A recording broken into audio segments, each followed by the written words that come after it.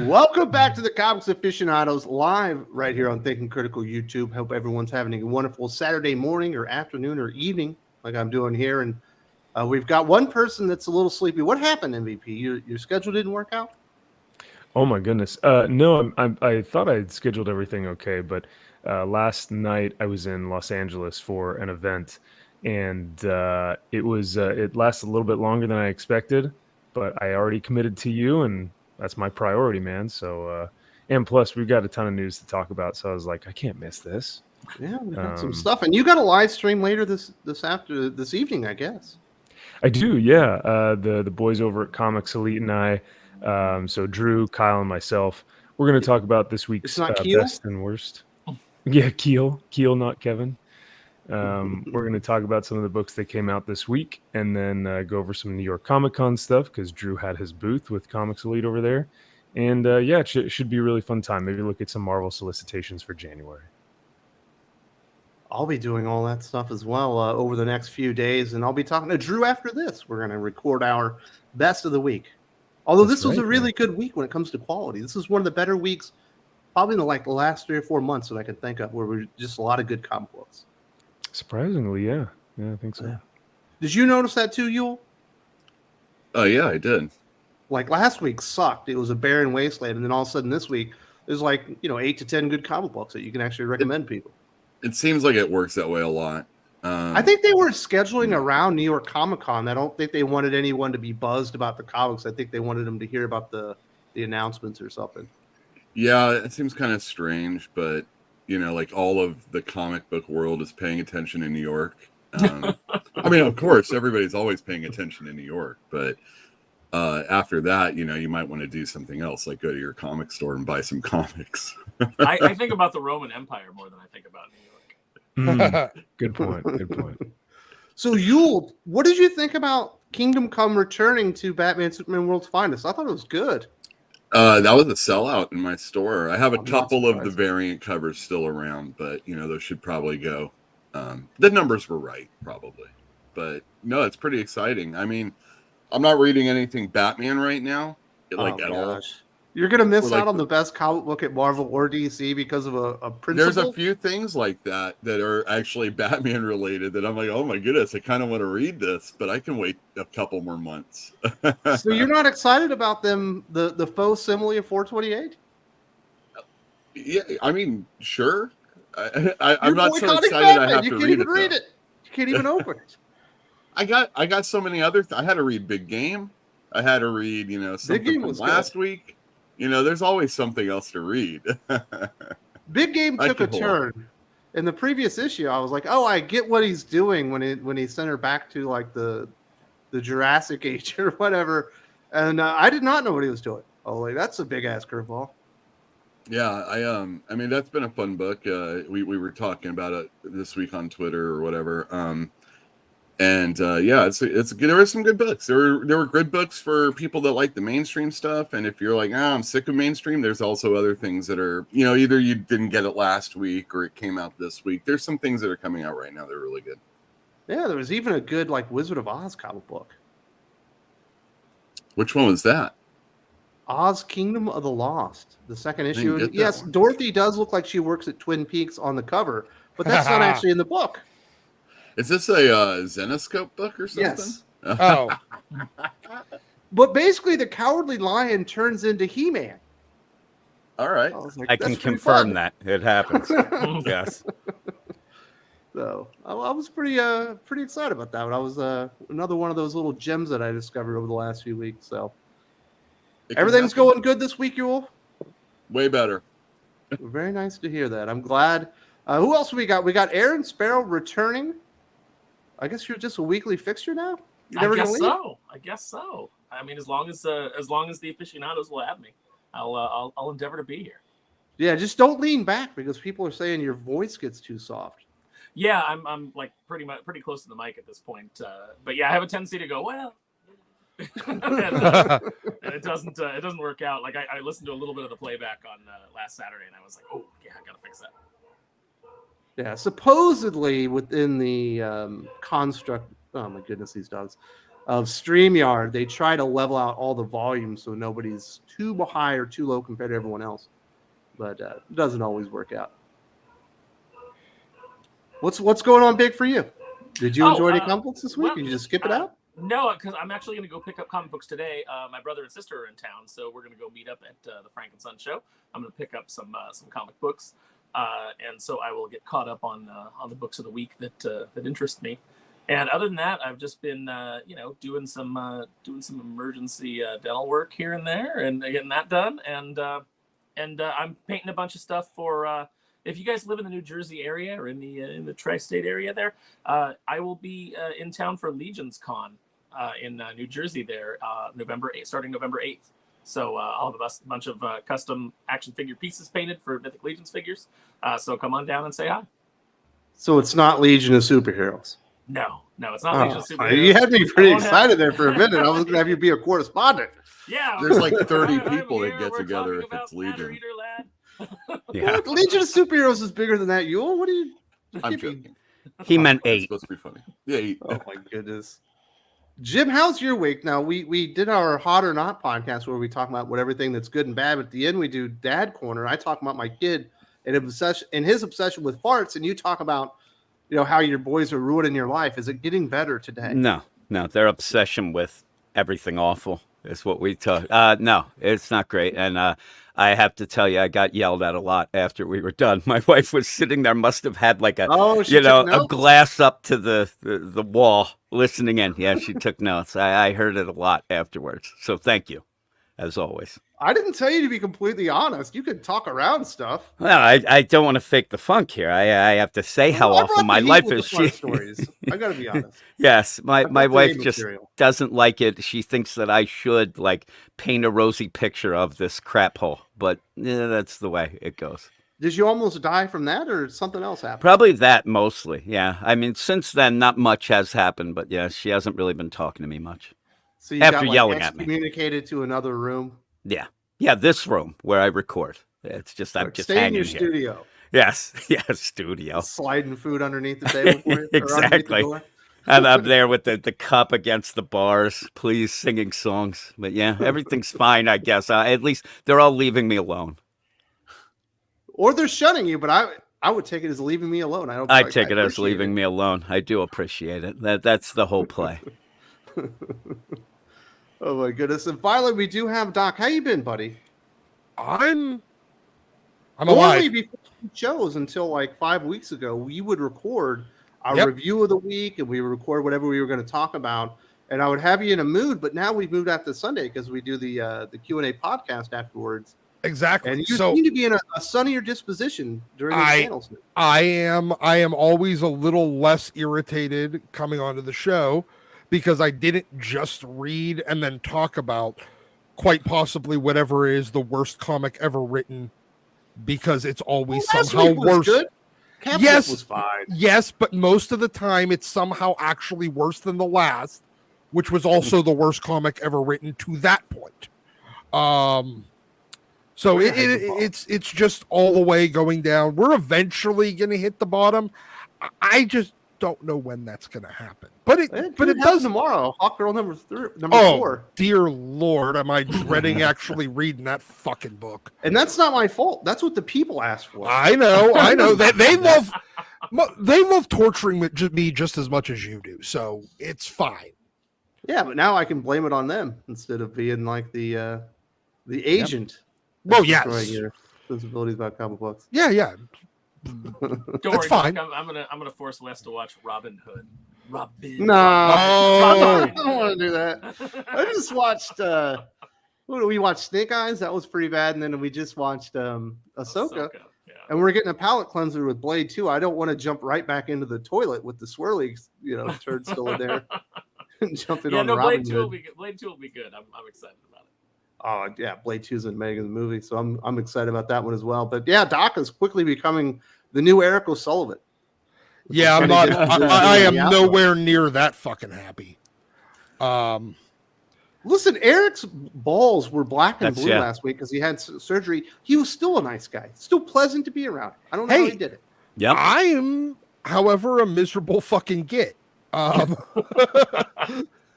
So no, I am not going to be that pleasant, no matter really what. It's not in his DNA. Now we do need to say thank you and give a shout out to the patrons. I forgot to do this last week because I was throwing off my game just a little bit, but I put it in here. I've even got a little banner so I don't forget nowadays. So it won't happen again. I definitely this is going to be a longer list than normal because we're going to be doing 2 weeks worth of backers in a row. Definitely want to say shout out to Randy Peace, aka Zenstar, the protector of Equilibria. Absolutely fantastic name.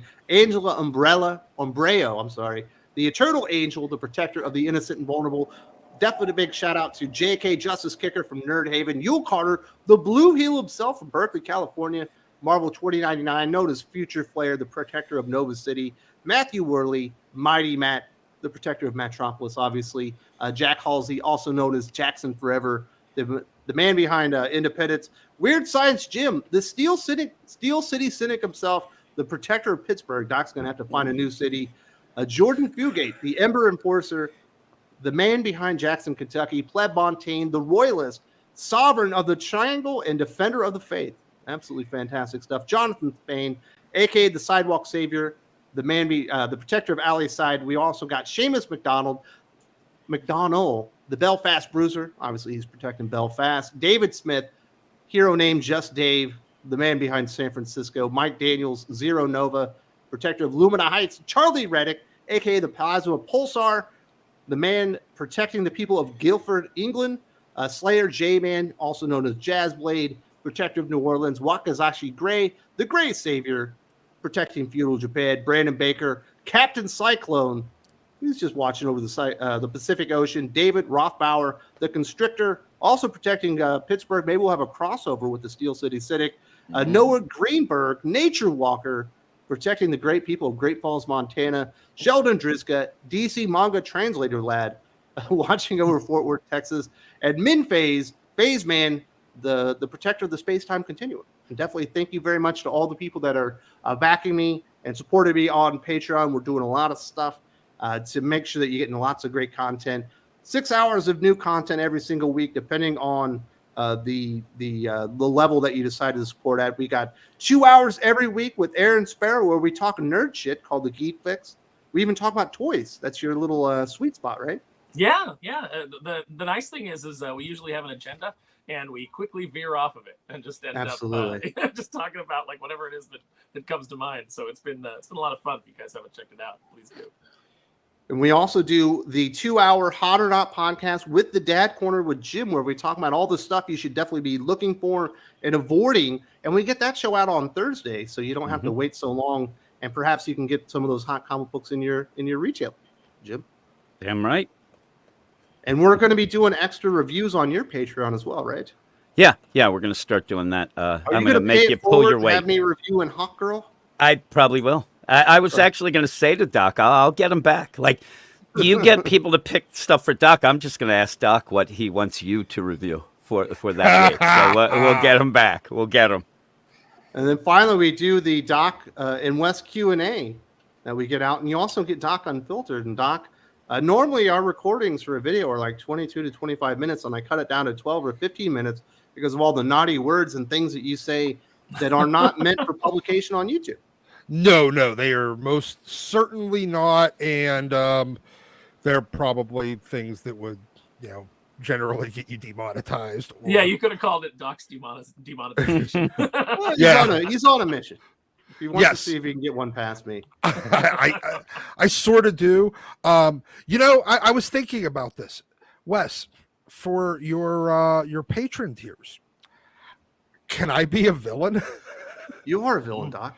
I know, it's not called the Doc is right tier because we think you're right. It's meant to be ironic or a statement of contempt towards you. Except I'm right.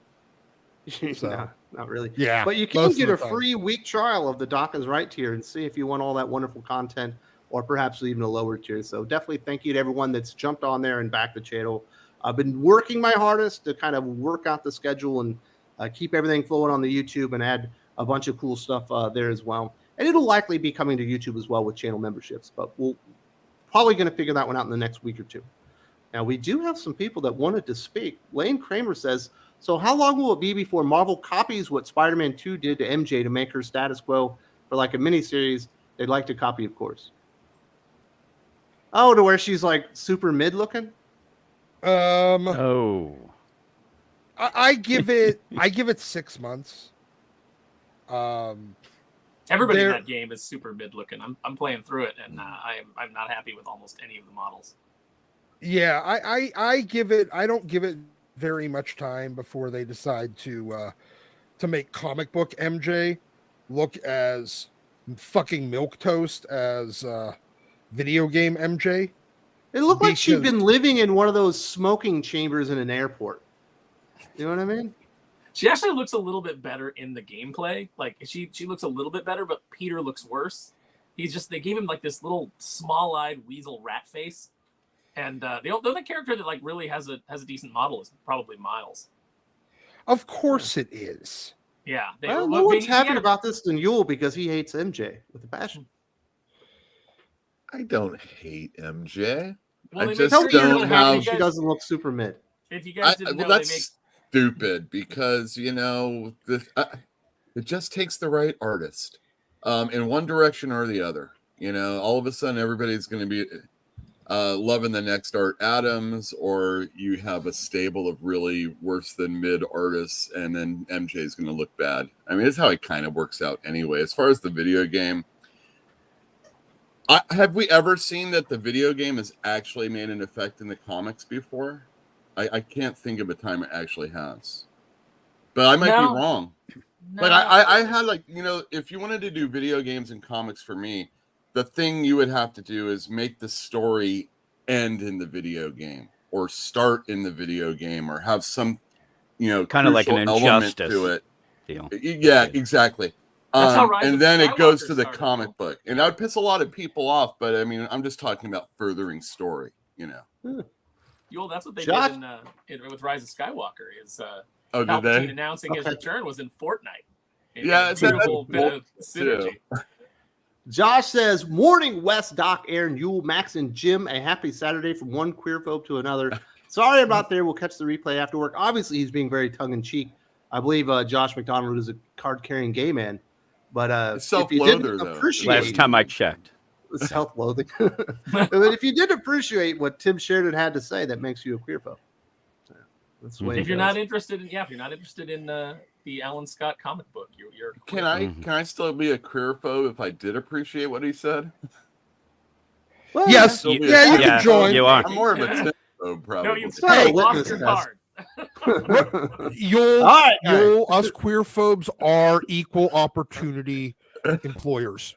See, Doc, the actual right away. YouTube algorithm is a computer, and it doesn't know that you're being tongue-in-cheek.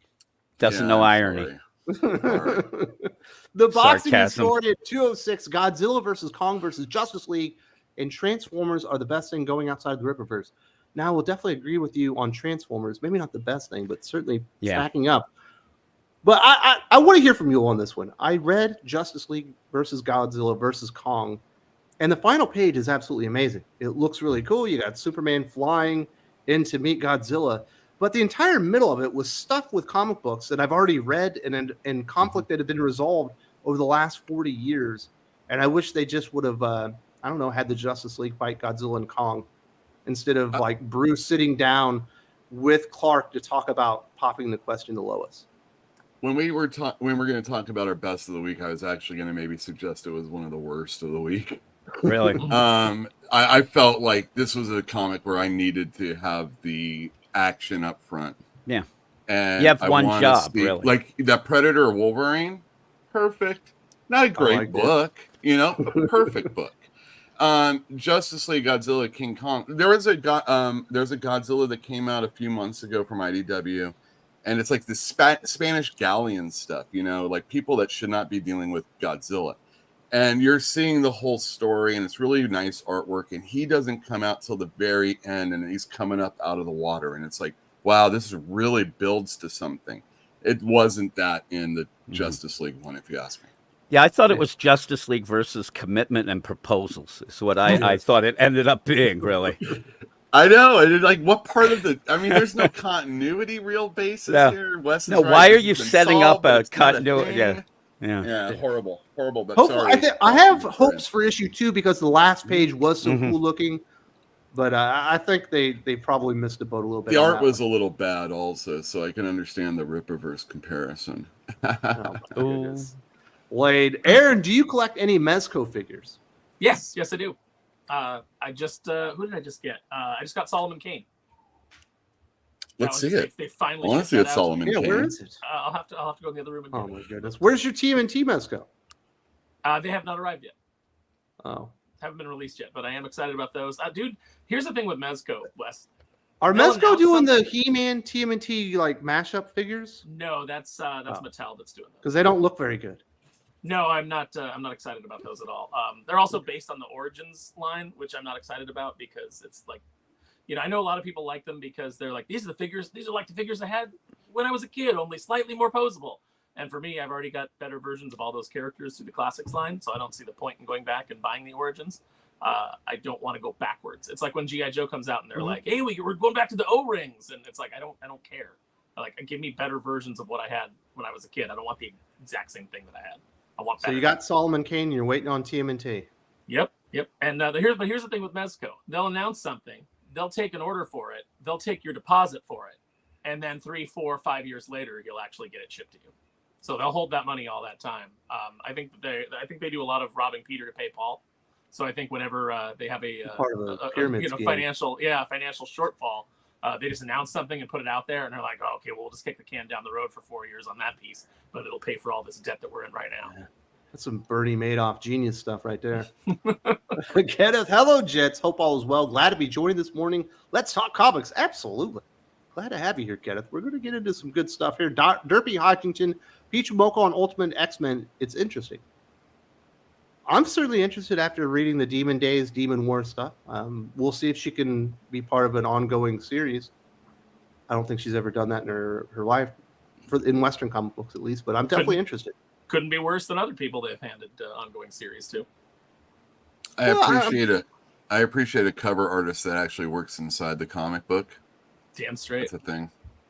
Yeah, I like she her had done name. some interesting stuff. Oh yeah. Yeah, no, I like Peach's stuff. Man, Jim, you should move here because most of the people here, obviously, they normally have a Tagalog or a Filipino sounding name, but they always have an English name as well.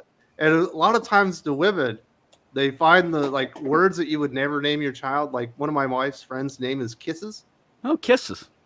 So basically, it sounds like a random strip club on a Tuesday night. That's probably what it sounds like half the time. I knew Doc would like that. And her kids are coming over. I'm like, yeah, Kisses. You mean Kisses?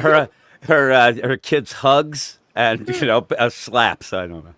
But obviously Peach is probably more of a name type of thing. But you get a lot of weird stuff like that. I like that. Yeah. Callum says, your boy Zach finally agreed with me on something this week. Women shouldn't be writing comics. Whoa. I just said they shouldn't be writing Batman after what happened with Titty Howard or X-Men. Making. There hasn't been a competent one or Deadpool. X-Men. It wasn't me. I think this is better where you say a specific person this time rather than a big wide brush. Oh no! I am painting this one on the X books with the widest fucking brush humanly that you could possibly imagine. Because in 60 years, there's been two competent women on the X line. Two in 60 years. Out of Chris Claremont had a stranglehold on that for a long time. He had Louise, he had Annie. That's it. Yep. Every other woman that has ever touched the X line has ruined it. That's not true. Name me a third. Doc, let me do it. Kelly Thompson's Mr. and Mrs. X was perfectly fine. It was almost readable. That does not make it good. It wasn't.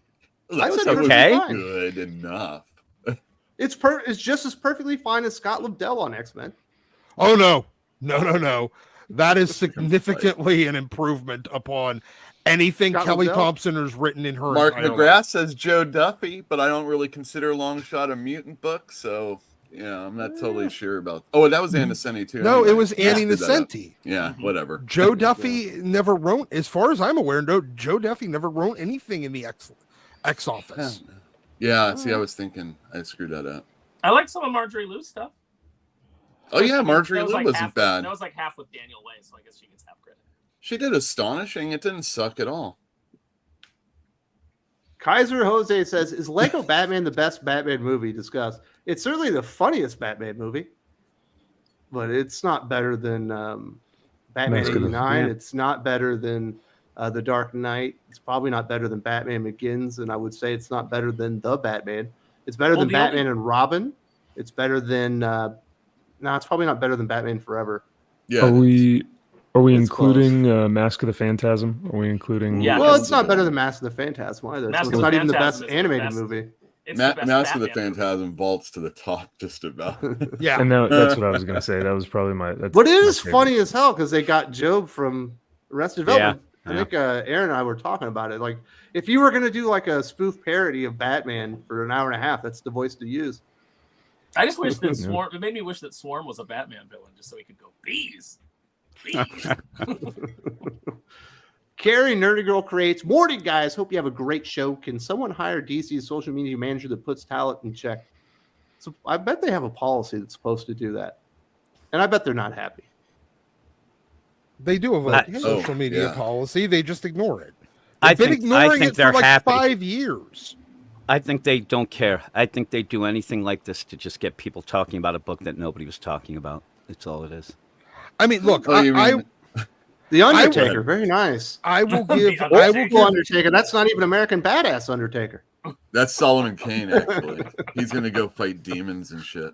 Are you saying Undertaker was based on Solomon Kane?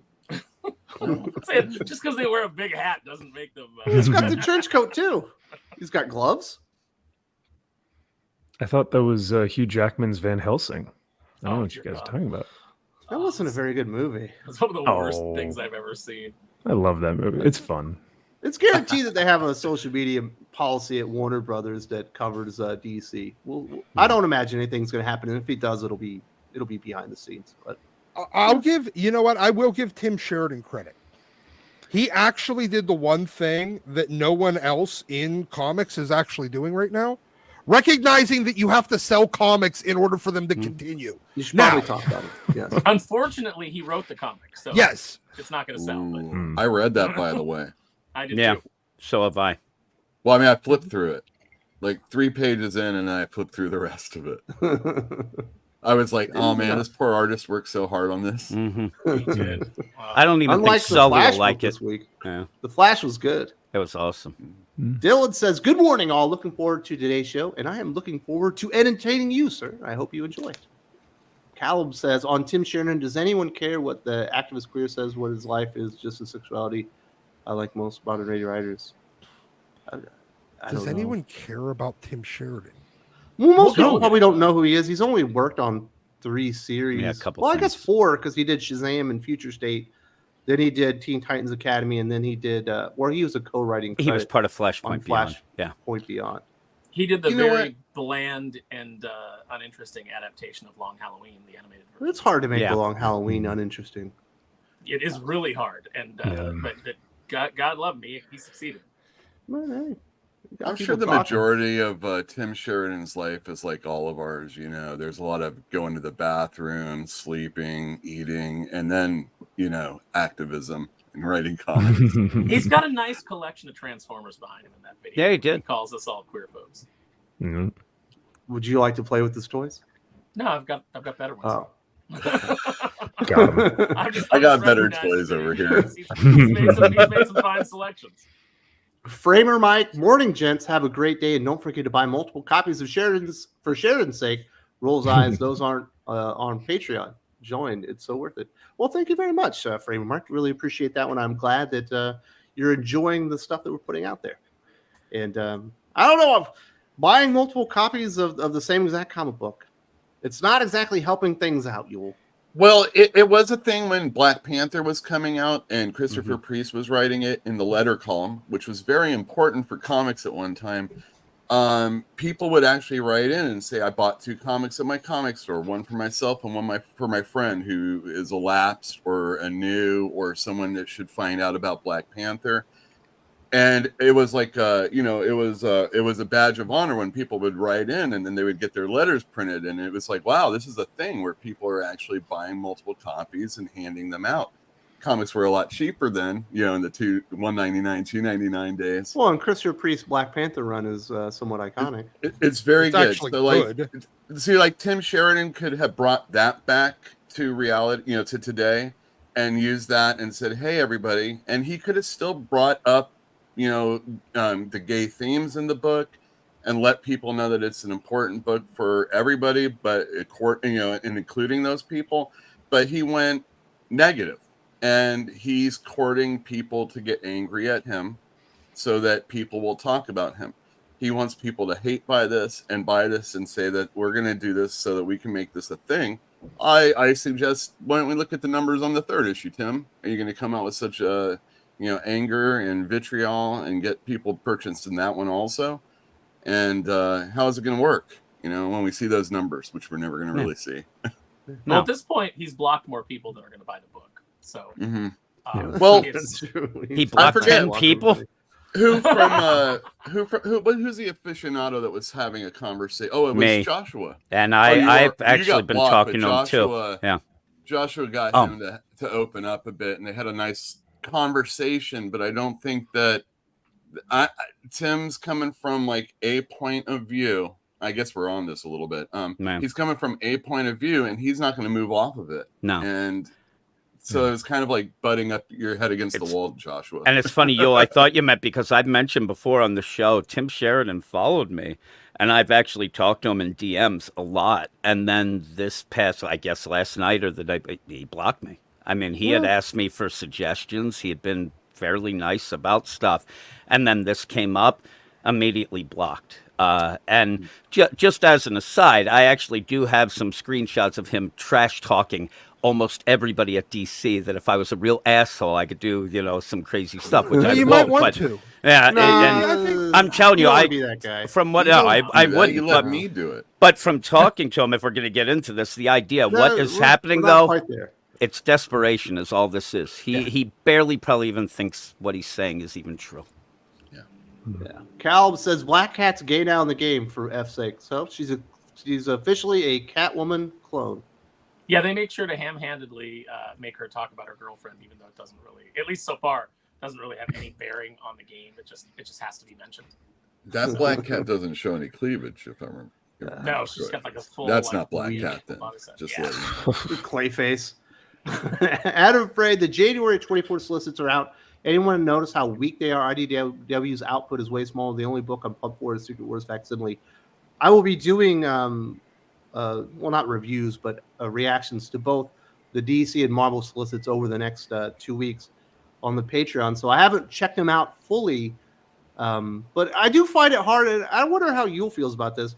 When I go to the smaller publishers, because nobody goes out there and like consolidates them into a report like they do on all the major websites out there, it gets very difficult finding out what's actually coming out during the week because of all the resolicits. And especially if you go to like a Dynamite, there's so many covers for comic books that released 7 months ago that I found it wasn't worth my time to even go check it out anymore. Ordering is such a pain. Aaron knows this one for sure. Your excitement really can, even if it's something that you would normally like, but when you start thinking about numbers and selling and the world and all this other junk, you start to get really I don't like looking at the solicits so far in advance. Like, it's a number to me, and that's the only way I look at it, because I still do gain enjoyment reading comics that come out today, and solicits can really you can really start getting bummed on it, and it's only some crappily worded phrase that's getting you to know about it. I thought the Ultimate comics are coming out in January, or in close up, and that's a thing. I don't know if I really want to be excited about it, but it's definitely some effort that Marvel's putting into their comics. Some of the IDW books are actually good right now. DC. I mean, not just you, Wes, but other people have contacted me already about that ridiculous Batman thing that they're doing, which is exciting. So there are things, that we can be excited about. I was even more excited about Batman Year One facsimiles coming out. That's what I'm really looking forward to. So I think it's really cool that they're doing that. So I'll definitely have my reactions, but it'll be on the Patreon because those videos take so long. It wasn't right for YouTube. Kenneth says, MVP, what's happening? I've been meaning to check your channel. Aaron, I thought that figure was Van Helsing too. I guess it can be. MVP? Kenneth, hail to you, brother. What is happening to you as well? No, I'm super glad that you can hang out with us and then also head over to my channel if you wish. Live streaming tonight. We'll be live streaming tonight. So, Kenneth, hail to you. Thanks for the 5. Appreciate it, brother. Aaron, do you have a Van Helsing figure? No. Could you take a Undertaker figure and make it Van Helsing? I could, yeah. I could do that. I could probably toy around with Solomon here and knock that. So you're making a custom head for Carl Weathers in Predator. Yes. So far we've done Blaine, Mac, and now Dylan. So because they don't. So when Predator was made, there was no licensing agreement with all of the actors for their likeness rights wrapped into the movie. So like NECA, which produces the Predator action figures, can't just go to I guess it would be Disney now because they own Predator, unfortunately. They can't just go to Disney and say like, hey, we want the likeness rights so we can make figures of all these guys. They would have to individually go to each guy and get the rights. And some of those guys don't want to do it. Some of those guys want too much money. So we saw that unless they bro like handshake and start arm wrestling. Well, NECA released a Dutch figure, and on the packaging, Carl Weathers' arm is part of the packaging. So like in the packaging, it looks like Arnold's in his red shirt, but it looks like he's locking arms with Carl Weathers. So you got the arm you need. You just need the figure to attach it to. Yeah, it was just part of the packaging. Like it's a little cardboard arm, and Arnie's grabbing it. But it was still very clever. But they don't have a Carl Weathers figure. And I want all those guys. I want the whole squad. The only one they've ever been able to make besides Dutch is Hawkins. And that's only because Shane Black came on to that terrible movie that the studio just completely butchered. Yeah. CD3532. Someone needs to confront Sheridan on plagiarizing Miller's Jupiter's Circle for the Hoover scene. There's no depth they won't sink to. It does appear to be a bit of a ripoff. If I was the editor, I would also kicked it back when he had Alan Scott say, this could have been a phone call. Because I'm like, you're doing this could have been an email. But you're taking it all the way back, like it's like you're taking a modern phrase and you're modifying it so you can, pretend to be clever, taking it all the way back to that this time could period. have been a telegraph. That's what I would have had. Why didn't you page me? Get to the 80s. Yeah, it feels like a very like a don't ask, don't tell kind of situation more, but rather than back then. But then they also take pictures together in a photo booth, and it's ridiculous. And it's like, well, okay, so where are you going to get that developed? Because you're going to get arrested from the time period. It's like you're trying to tell this story about how how undercover Alan Scott is, but he's doing things that are you're not communicating. You're not even communicating your own your own premise, which is how underground this is, how undercover Alan Scott was, and he's out there like taking these chances. And then the picture that he's like, yeah, we've got this picture of you. And it's a picture of a scene that they show where they're like frolicking together in the hotel in the boxer shorts. And you're like, how did you Who get took this picture? the picture? Yes. I don't know, Aaron. And you'll those criticisms sound coded for hatred and bigotry. Even though those seem like genuine concerns and genuine criticisms that are in good faith, they seem to be coded in something. I don't know. I think it would be more editorial kind of situation, where I mean, there's been plenty of comics with Captain America in World War II where somebody fucks up a battle place and things like that. And, someone should have really caught that. We're really keying in on like, how people feel when we don't get the right verbiage right for, certain areas or, whatever. But how about history? Yeah. But But I mean, I'm not an expert. I could be wrong. I'm only asking questions here. My ears hurt from all the dog whistles in this video. All right. Mythogenesis Studios Comics in JLA versus Godzilla versus Kong. Did anyone think the Legion of Doom walked into the Fortress of Solitude too easily and took Superman way too long to be alerted? I do agree with you, but I didn't really think about it. There's just a plot device. Bored. No, I agree, but it's like, yeah, there should have been more pages devoted to that and less pages devoted to shouldn't I pop the question, because that had no real bearing on this, this time period, this portion of the universe. Nobody is here to see the interpersonal workings of the relationships between the Justice League. They're here to see Superman punch Godzilla. Yeah, I think why they did it is Superman's going to ask Godzilla to be his best man eventually. That's why they're setting it up. Kellex. Yeah. as the protector of the Fortress of Solitude. It'll all come full circle then. I'll be into it. Yeah, so that was that. Let's get into this Tim Sheridan stuff. Obviously, we've already been alluding to it. He went on Twitter, X, whatever people want to call it. It's like a 2.5 minute video where his selling point for the comic book is anyone that has valid criticism is coding what they're saying. They're really just queerphobes or homophobes. They're all trolls. And if you want to show the trolls and the homophobes in Comicsgate that we're bigger than they are, you should go out there and buy as many copies of this comic book as possible. And it did seem like a desperate move from somebody that realizes that there's some criticism out there and it's not really generating sales. So maybe he needed to gen up more. Yeah. The desperate move, I think, and from talking to him a bit and some other things, is that this might be his last chance. He's had a bunch of failures.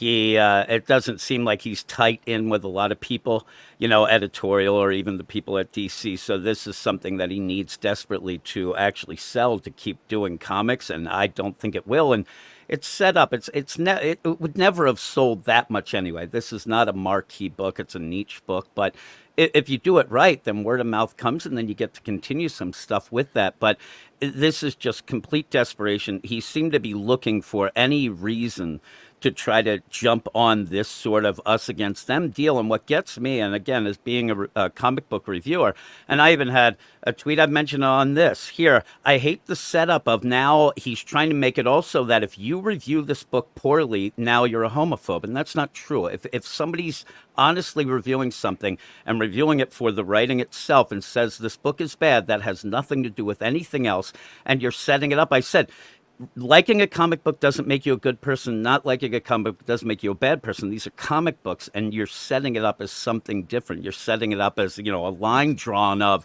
if they don't like it, they're them, this and that. And it just drives me insane, even with the fact that a lot of people also think that this is the first book that Alan Scott is going to be shown as coming out as gay, and that's not true. It happened in the New 52, but he's kind of setting himself also on this soapbox of him being this, vanguard of doing it.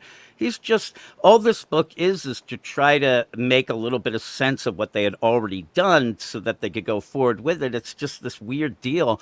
And I just, to some people, I told them, when you want to fight back at something like this, if you fight back with like equal hate, it doesn't hit as hard with these people. If you hit back as, he's a bad writer. He's not a good comic book writer, and if this fails, it's probably because he sucks. That's all you have to say. Or say, I'm going to read it, but, if it sucks, I'm going to say it sucks, which I've read it. It sucks. That doesn't make me a hateful person. This makes me somebody who doesn't like that book. And it's just, it gets infuriating the way that it's set up as this fight. Instead of, hey, give the positive points of why people should read it and things like, just let the book speak for itself. The last page. That's what he should have said. Yeah. What I mean? Yeah. But the problem is the first page also. Yeah. I really want to get into this for a second. Yeah. Look, if you want to make a gay superhero that everybody likes, you don't start off with a newspaper explaining the exploits of your superhero. You show them. Yeah. And you don't bog me down with a ton of words.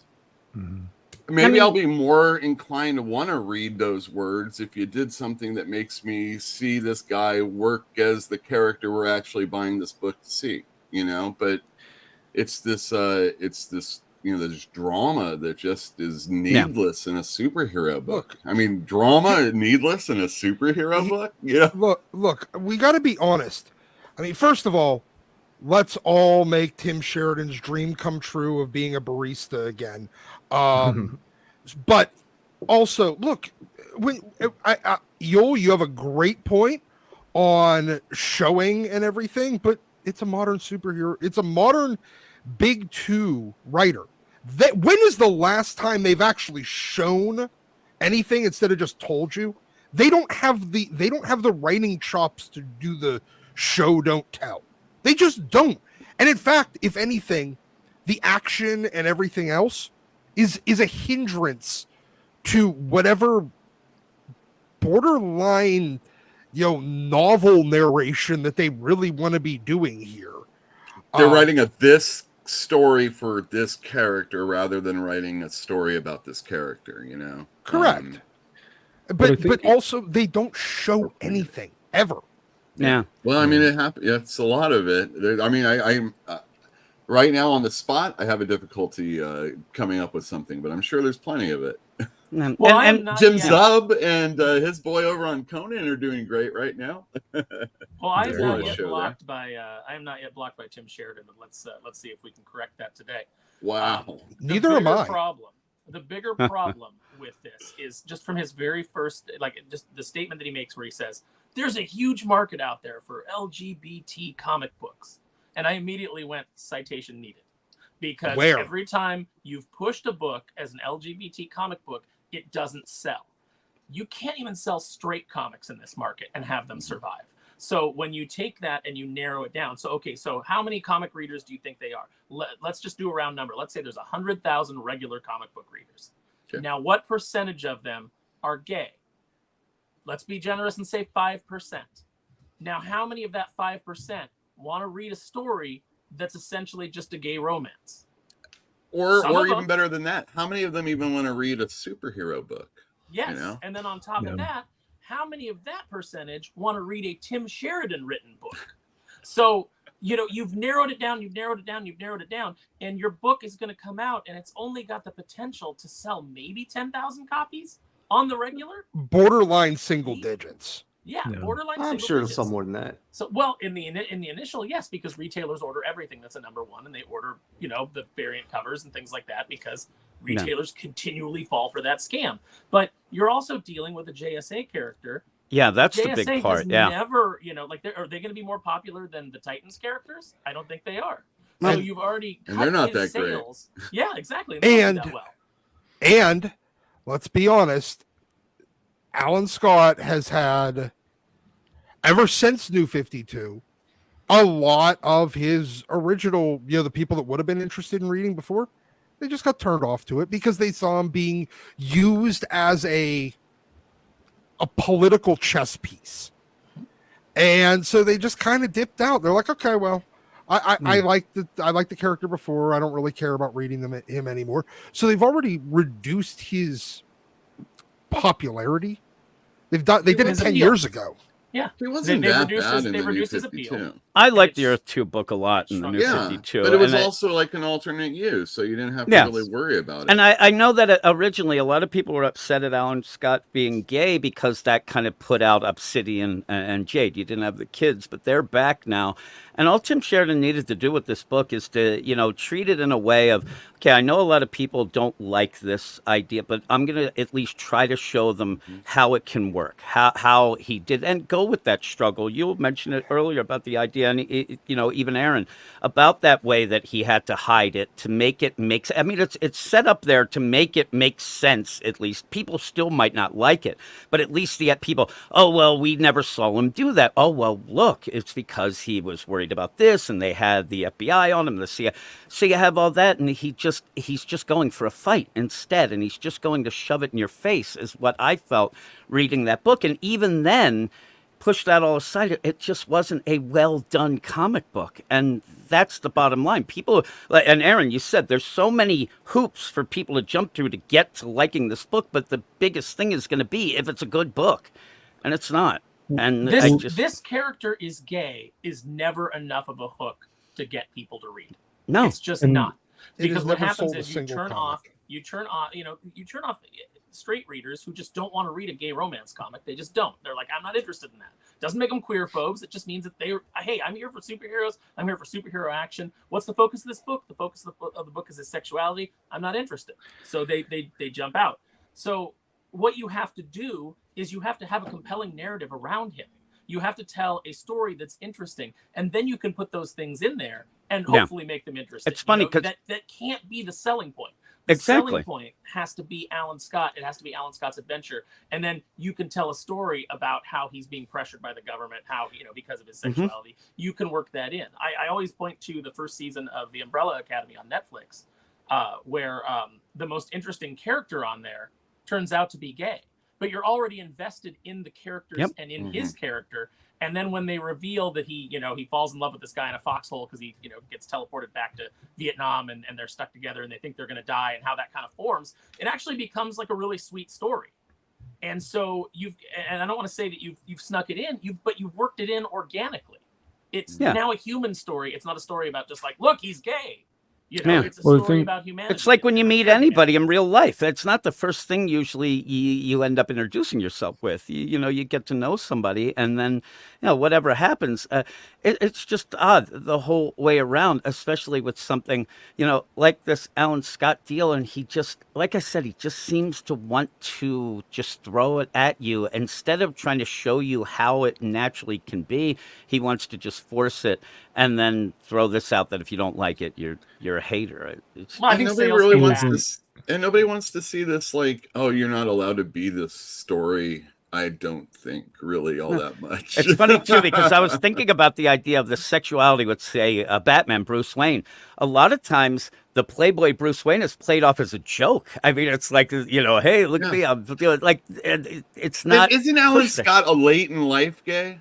Now he's an all the time gay. You know what I mean? It's like you've taken. Well, the James one thing. Tynion I had to retconned it.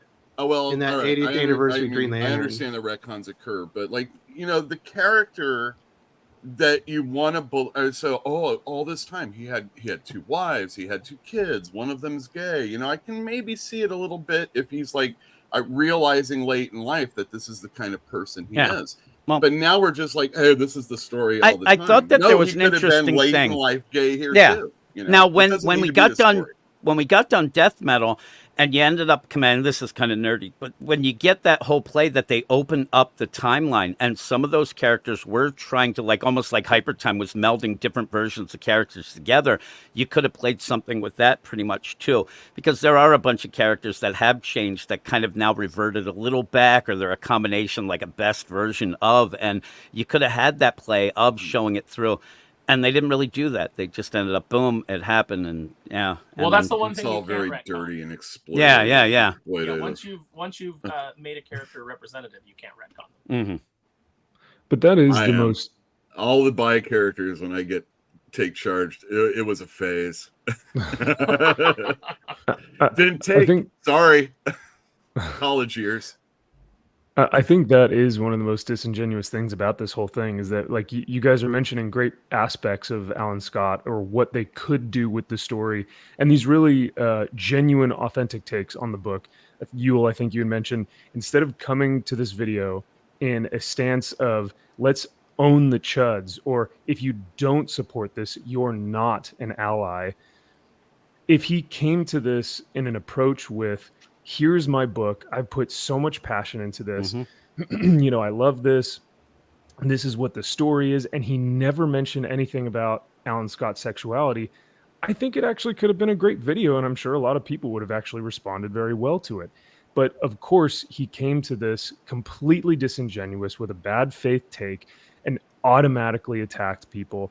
And so now anything we say after this is going to be coded as hatred. Yep. And I think that's what's so upsetting about this. Well, in MVP, they released those pages specifically because they wanted to court controversy. That's the reason they previewed the book with those pages, because they wanted you to take notice and they wanted people to make videos about it. Right. They knew what was going to happen, and he probably had this planned out. Yeah, and with a book like this and a Tim Sheridan behind it, nobody really cares. So there isn't that much, as much controversy as they would like, because nobody really cares that much. So now you have to stir it up more. And people still don't care. No, they're they enjoying don't. the circus. They're enjoying the circus around it, but that's not going to translate into sales. It's going to translate into video, super chats. It'll transfer into that. So I actually have customers that came into the store for the first time. They're gay customers, and they found out about Superboy, and they wanted the other materials. I would love to give them more superhero stories that are gay, but they have to be representative more of superhero stories, stories that are good, I should say. They have to be representative of good stories, not just gay stories. He comes in and he wants something else because these other series ended. I'm not sure if this is something I really want to put my name to if I'm saying, well, you should read this. It's like, no, if you're gay, you might want to read this, and that's the only thing I could think. Well, then you got a customer coming back going like, "Did you give me this terrible book? Why did you give me this book? I book? tell them I target them with things that they've bought in the past, so it's not my fault what they purchased." Yeah, but they asked for it. This is what they wanted, and they want to sit there and go out and name call people. It's never going to work. Going out there and accusing people. No. Yeah, it has never worked. It will never work. And I mean, it's fun to watch people attempt the same failed marketing strategy for like the 400th time in the last 7 years. But yeah, sure. Fine. Do whatever the fuck you want, man. This still isn't as bad as that New Mutants miniseries, though. Oh, no. Boy, that Lethal Legion was pretty rough. Yeah. One of the most probably worse too. That person is the worst. You got Tim Sheridan is like miles ahead of that person. I mean, granted, right now, if we're comparing Charlie Jane Anders to that's the one. Tim Sheridan, we're just trying to figure out which is the least stinky turd in the pile. Which has more nuts in it. Yeah. Which one still has some corn? I miss when comics wasn't just a race to the bottom. It might have always been. I'm a top. Oh my goodness. One of the most unbelievable things that I continue to see though on Twitter is that people are having really, really honest discussions with Tim, that they're trying to come to him saying, I think Gabe from the show has tried to discuss things with him. Jim, you said you've tried to discuss things with him. Our good friend Josh has tried to come from a place as a gay man to come forward and talk about this book with an open and honest discussion. And every time Tim Sheridan comes back and says, well, you know what, maybe it's not for you, or I appreciate it, man, but whatever. You just don't understand it. It's coated in hatred, and it's this guy has such a small, closed-minded view of these people. Wait, hold on. No, he doesn't actually. The reason why he has no interest in engaging people that are coming at him honestly with a decent, from an honest, in good faith, is because he knows the book is shit. And a good faith argument doesn't make a bad book not shit. Yeah. He knows it already. And any sort of giving credence defeats his whole marketing strategy. Yeah. Although I will say, if I've seen a creator and I think they come off as genuinely nice people that tried really hard, their book was just kind of mid, I do feel a lot worse saying it's bad. Somebody comes off as an asshole, I have no problem with it at all. I find that with every Steve Niles book. Everything about Steve Niles would suggest I would he loves 80s comics. We've gotten into conversation and it's oh my God, this guy knows Doc would be going crazy with this guy, just talking comics. I can't stand anything he writes. And that's and you always feel bad. I do. I want to like this really bad. I don't. At the end of the day, art is subjective. We can sit here and we can deconstruct why something doesn't work. From a storytelling standpoint, we have the breadth of knowledge and the experience to do that. But for some people, it never comes down to that. It just comes down to, how did this comic make me feel? And if they just generally kind of enjoyed it, it made them feel good for some reason, then that comic was successful for them. It still doesn't make it a good comic, but it's a good comic for them. It's a good experience for them. And, we always kind of like play in that area. Hey, if you liked it, that's awesome. I wish I did. Because I would much rather like a comic than not like a comic, especially if I've spent money on it. So there's always that caveat of, you're bringing your own experiences and your own things to the table, and you're looking at it through your lens, and maybe you liked it. And we're trying to look at it, we try to look at it from a storytelling lens, from a overall superhero fan lens, these kinds of stories. So, a lot of these things don't measure up because a lot of these things are based on feelings. Yeah, when you start throwing in history and continuity and characterization, stuff like that, a lot of books, or at least single issues, end up falling flat because you're like, well, this is a good idea, but in the big scheme of things, it actually doesn't work because of these 5 things that actually have already happened and established. Yeah. Let's hear what the people have. Surprisingly, we've had a lot of people chime in. Baptist 702, Marvel DC need to fire the agenda folks, have the god of their omniverses completely reset everything and start fresh with the best 2 teams. With their best 2 hero teams. DC has started over so many times. I'd rather them just right to ship. But Marvel's never really done a crisis type of event. They've never really fully reset quite like that. It was the Marvel Secret Wars when they should have done it. Yeah, they didn't do it. Just go back to the end of Hickman's Secret Wars and say that everything since then has been a pocket universe. And even Secret Wars, that was a soft reboot in comparison to DC. Well, they just didn't commit to it.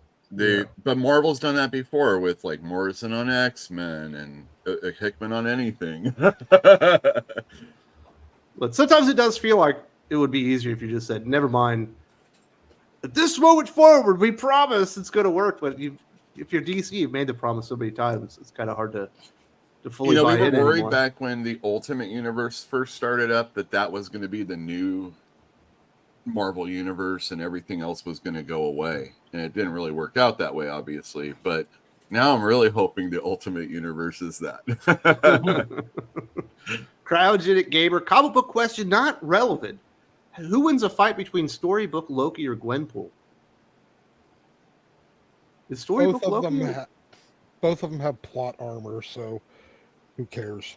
I don't consider Gwenpool a real character, so I think if it's just regular Loki, Loki should be able to wipe her out pretty easily. Yeah, I don't consider Gwenpool or Squirrel Girl or any of those joke characters to be real characters. Oh, Squirrel Girl is. You don't like Plastic Man? I think Plastic Man's great. I'm talking Marvel. I'm not talking about Plastic Man. Plastic Man works. I'm talking about characters that are wouldn't it be funny if? Squirrel Girl as she was created, perfectly fine. West Coast Avengers, no problems there. It's what she became. And when, and especially under Ryan North, I don't consider any of those stories to be worth anything, to be canon at all, to exist outside of that book that was just a complete farce. And same thing with Gwenpool. I don't consider Gwenpool to be a real character. Well, she's more of a variant cover that got turned into a character, so I can understand that one. Wraithx7, instead of retconning Alan Scott into being gay, they should have given him a 3rd child named Alan Scott Jr., made him gay. But the problem is he already has a son that's gay. His name is Obsidian. And there was actually a pretty relevant storyline of Alan Scott not being okay with it. And actually, they had to come to terms with it. And eventually he did the superhero thing and he accepted his son for who he is. But it's another part of the character's history that doesn't really align at all. And that's an important story arc, I thought. And that's the problem when you have retcons and reboots. Things change and they sometimes go against it. The thing about this is it shows me throughout this whole play is that not many people care and know about Alan Scott anyway, because not many people even realize that he's been gay for 10 years now in this continuity, and it seems to be a surprise to a lot of people. He wasn't gay for 10 years in continuity. He was on Earth 2. Well, it's still Earth 2, and now it's melded in. I mean, still the character. It changed in continuity. Green Lantern 80th anniversary celebration 2 years ago with James Tynion's stories when he introduced it into the mainline continuity. That went in the mainline. He still was gay for 10 years. He was in a book. He was gay. In another universe. What does it matter? It was him. He wasn't in the regular universe. But he wasn't in the regular universe. I'm sick and tired of these people saying, oh my God, Tim Sheridan, what are you doing? The guy's been gay for 10 years. And people are like, it's like yesterday it happened. This isn't the thing to fight about. The thing to fight about is how shitty the book is. He's been gay for 10 years. Another thing he said on that video, nobody's yelled about 5 years ago about it because they didn't care. We're never going to win the fight I'm pissed off now. I don't want you to have a heart attack. I'm gonna. We're never going to win. I just threw something across the room. I'm going to start yelling about Teenie Howard and tarot cards in a minute. I'm so angry. Well, what's wrong with tarot cards now? This is a doc aside from thing. being a bunch of bullshit. What I'm saying is everything about this is it's a fight that should have been, if you're that concerned, you should have been concerned 10 years ago. Nobody was. And then Tim Sheridan comes and does this bullshit and ruins the whole fucking thing. It wasn't like it is now. Well, which nobody is cares. not even now. Nobody gives a shit. Nobody cares. That's what I'm saying. Nobody cares, but suddenly they do. No one cares about a Green Lantern that can't affect wood. Well, that's the thing. People don't even realize. If I ended up saying to somebody on the street, "Oh my God, Green Lantern's gay," they're going to think Hal Jordan. And oh no, Alan Scott. They're going to go, "Who the fuck is that?"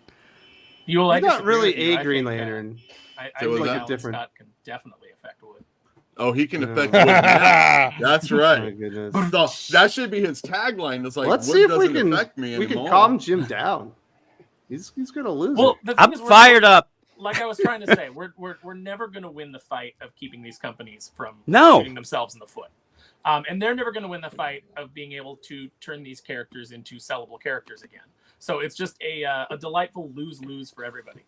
All right, Eric O'Sullivan, the Sultan of Soup himself, who is, I believe, healing his balls up as we speak. Hopefully, everything is going well with the rest and recuperation from your hernia surgery. Hey, at least CGers use their own IP comics in their personal Twitter views. Sheridan is representing a corporate property. When does this become disparaging the product? I'm not going to buy it now. That is another thing. He is representing DC Comics themselves when he goes out and makes that video. Right. And this is what I think has been also really, interesting. I'll say interesting for lack of a better term about the video is that it seems to come off as this like compassionate, understanding, and kind, and like welcoming allies, love, blah blah blah. But it's actually extremely divisive because someone like Eric, who has not interacted with Tim whatsoever, who Eric might have picked up the book, but then immediately, if Tim comes out with, "Oh well, if you don't purchase this book, you're not an ally," which I know he didn't explicitly say, but when you concern troll like this, when you say, "Hey guys, you don't want to back those CG people, they're the bad guys," right? You don't want to associate yourself with them, right? And we have plenty of friends that are, in CG. I wouldn't consider myself CG, but when you begin to label people and divide fan bases, it's like Aaron said earlier, you continue to make that readership like 0%, 1% of the actual readership.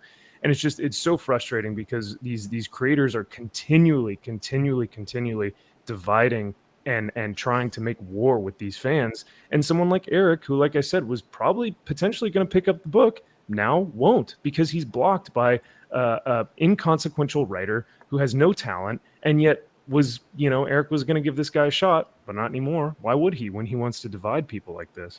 So, well, this was Tim's only shot to sell this book. It was not going to, it's like we said, it's a desperation move. I'm sure the numbers came back. I'm sure they're not good. And we know that they're going to take a heavy hit on issue 2 to 3. So, he had to get out there and he had to try to do the only thing that he could. He can't go out there and say like, "Hey guys, look at my body of work. I'm going to knock it out of the park on this based on, what you've seen from me previously. I'm so excited about it." He couldn't do that. So what does he have to do? He has to court controversy. I think another thing is, while Max, you make a great point about them dividing the fan base, but I think, honestly, I believe that this is intentional as well. And the reason why is because when it sucks, when people stop buying it, this gives them a built-in excuse of, well, it's the bigots. It's not that my book's terrible. That's a really good it's blame the bigots. Yep. Blame the everybody else but me. It's building in excuses. It's building in deflections. It's because the work doesn't stand. It can't stand. It's incompetency writ large on a grand fucking scale. And the end of the day, all of these people should be out of work, but they find ways to basically building cover. We've all worked in one of those jobs with somebody that they always seem to find a way to cover their ass. This is them.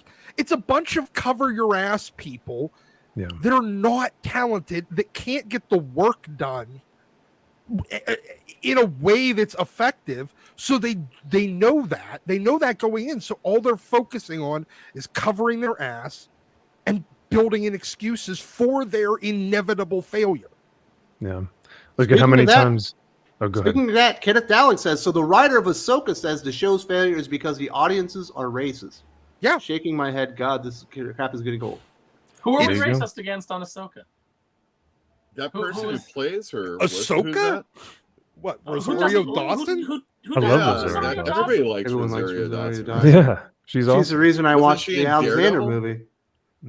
Yeah, there you go. She's in Daredevil. Wasn't she in like all sorts of stuff? Right? Maybe I don't like Asian ladies. That's what it is. Well, I mean, the actors yeah, I bet you dislike those, Wes. Yeah, that you didn't. You didn't marry one. No, definitely not. You can. So is it? I mean, Sabine's a block of wood. It's not because she's Asian that I dislike her. It's because there's no performance there that's worth watching. She's a boring, petulant character. Like, she's a hateable character, and that has everything to do with her character. You could put any actor in that role, and maybe someone with more charisma could sell it and make you actually care. But just the character is so poorly written. You're not giving your actors anything serviceable to work with. So what do you expect to happen? I think, Aaron, you had actually said this earlier, either in a group chat or something, but I believe the phrase was, it must be really nice to have someone or have something to blame as the boogeyman. And it really is a lot of this stuff, this whole, it's racists who are downvoting this video, or racists who are, going to, in groups to like go downvote this movie or this TV show or whatever it is. It'll be the same thing with this comic, and it must be really nice and patronizing to people to blame fans for the failure of a book. And it's like, when probably everyone who's like Alan Scott who or Tim Sheridan who, when a lot of the time it's like people don't even care, and yet it's still going to be blamed on this boogeyman. And correct me if I'm wrong, but I think that was kind of the phrase that you had used, Aaron. Was I said, and it's just kind of a general thought that I've had about, like, it must be nice to always have something to blame your failure on. Right. And obviously there's a lot of things that go into making a comic book a failure. There's the writing, there's the editorial, there's the marketing, there's the overall state of the industry of this industry that these people have just absolutely decimated. So there's a lot of reasons that books fail, but to never have, for all of, we talk all the time about all of the narcissists that are in this industry, and all these people who have zero self-reflection, who never look at themselves and say, maybe I did something wrong. What could I do better? What can I do better on my next thing? Tim Sheridan's already been down this road. He already did this book. He did it with the Titans Academy, and it fell flat on its face and it failed. It was so bad. And instead of saying to himself, okay, how do I not make those same mistakes? He's doubling down on them and tripling down on them and putting all of the mistakes in the forefront. And it's going to fail again, and he still won't learn anything from it. Man, it's funny, if you wait and watch, he ends up basically saying with this video, all the haters, I don't need you. You're all this. I need all these allies. And then when it fails, he'll just blame that the people he already attacked didn't buy the book. It doesn't make any sense. Where were the allies? Yeah. He'll never say that. And even then, it's just a comic book. If it's good, people will buy it eventually. There's going to be people. That's all you need to do is write a good comic book and be, pretty confident in your abilities. What you said. Got in trouble? But when he got in trouble for saying, like, you asked us for these books, we put out these books, and you didn't show up. Yeah. And like everybody was like raging against him, and he was like, "What do you want me to do?" Yeah, and it's a lot of the people who Tim Sheridan is pleading to. They don't read comics or they don't buy comics. He's got to concentrate on writing a good book for the people who do read comics, and that's something that seems way beyond some of these people. When you're appealing to the communist Antifa crowd, if they do read your book, they read it for free on the pirate sites. They don't spend money on it.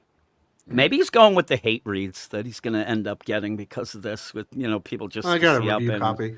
Yeah. Rated X7. They could give Alan Scott Jr. the same Earth elemental powers as New 52 gay Alan Scott. Like I said, they've already had the storyline with the Obsidian thing, so I think we kind of already covered that one. Kenneth says, in other news, the Boys spinoff Gen V has been a hit, and its main star is an African-American female. Go figure. Make something not bad, people will watch it. buy it or consume it. Yeah, I was like, what was going on in the late '90s and the early 2000s when Will Smith was the biggest movie star in the world? Yeah, obviously he's not that anymore, but it didn't seem to hold him back. Well, the problem is, and I don't want to get too much into this, but when you actually solve a problem, the people whose entire income is based on a problem existing have an inverse correlation to how much Doc just explain how governments work. Between how much incentive they have to fix it and the proportion of their income comes from that problem existing. Well, we mostly solved anything about race and gender and sexuality back then. So the people whose income was entirely reliant on it being a problem had to make it a problem again. Jose the Beast. I was going to ask Sheridan what Alan Scott stories he read for the miniseries, but he turned the comments off. Wonder why. That was another thing that's kind of a week, I guess. If you're going to go out there and say something that's controversial and you're courting the controversy, you should at least probably have the comments open. This was always, people always, there's that cartoon of the guy going out to his backyard and there's a big pile of shit in his yard and he takes a big snow shovel and he starts throwing it over his neighbor's fence and then it starts throwing it back and he's like, I'm being harassed. Yeah. That's that was a woman in that meme, by the way. I know you can't tell it because she's wearing a feminism shirt. Goblin says, Wes, after what Tim Sheridan and Mags have done, do you think you and Doc were too hard on Circuit Breaker? Because at least he actually focuses on being a hero. Sad there's no plans. Who's Circuit Breaker? Yeah, what's Circuit Breaker? Circuit Breaker is a character in Transformers. Also, I think it was a new character in the Lazarus Planet stuff, too. It didn't really do much. Oh, yeah. About Circuit Breaker, no, that fucking character from the that Flash book, the one that had the chest scars. Yes. On the costume. Yep. Yeah. It was so fucking bad. No, we weren't too harsh on that. I don't think we were too harsh on that. It was going to use the still force. It was that stuff from Joshua Williams. Yes. Yeah, if anything, we weren't. See, the problem, what I've come to the realization of is none of us were harsh enough early on. Once again, I come back to, we made a mistake. Bullying is good, and we should shove nerds in lockers again. It'll solve all these problems. I think it's really telling that you guys didn't even remember this character and had to be reminded that it exists. You get introduced to the same character over and over again. It got lost within Miracle Molly and Clown Hunter. I thought that might have been something from Lethal Legion. I was like... No, I only vaguely remember that it was that Flash character. I think, unless I'm wrong. I could be wrong. I'm certain that I was harsh, just harsh enough on this one. The only Circuit Breaker, as far as I'm concerned, is the one from the original Marvel Transformers run. Mytho Genesis Studio Comics. Wes, is there any way I can send you a PDF of my comic to read? I know you're a busy man with your family at YouTube. I promise I won't call you a phobe. Well, I do appreciate you not disparaging me. And you can always send it to wesdiggscomics@gmail.com. That's my email. And I am not the best person in the world to responding to all that stuff because I do have a lot going on.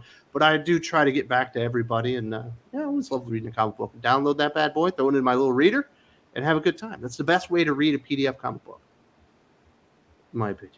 So definitely do that. I'll check it out. And thank you for supporting the channel. Kenneth, no one hates gay characters. No one hates black or brown characters. People will watch interesting characters regardless of who they are. Yeah, the characters I hate are normally characters that I'm supposed to hate. Unless it's Ric Flair, and I still like it. The characters that I hate are the ones that they try way too hard to make me like. That character, anytime, it doesn't matter what that character is, anytime they're like oh yeah, this... Yes, the characters that they're like, no, you have to like this character. And I'm just, it's maybe the Gen X in me that my response is no. In fact, I'm a contrarian because of that. That's how I feel about Orange Cassidy.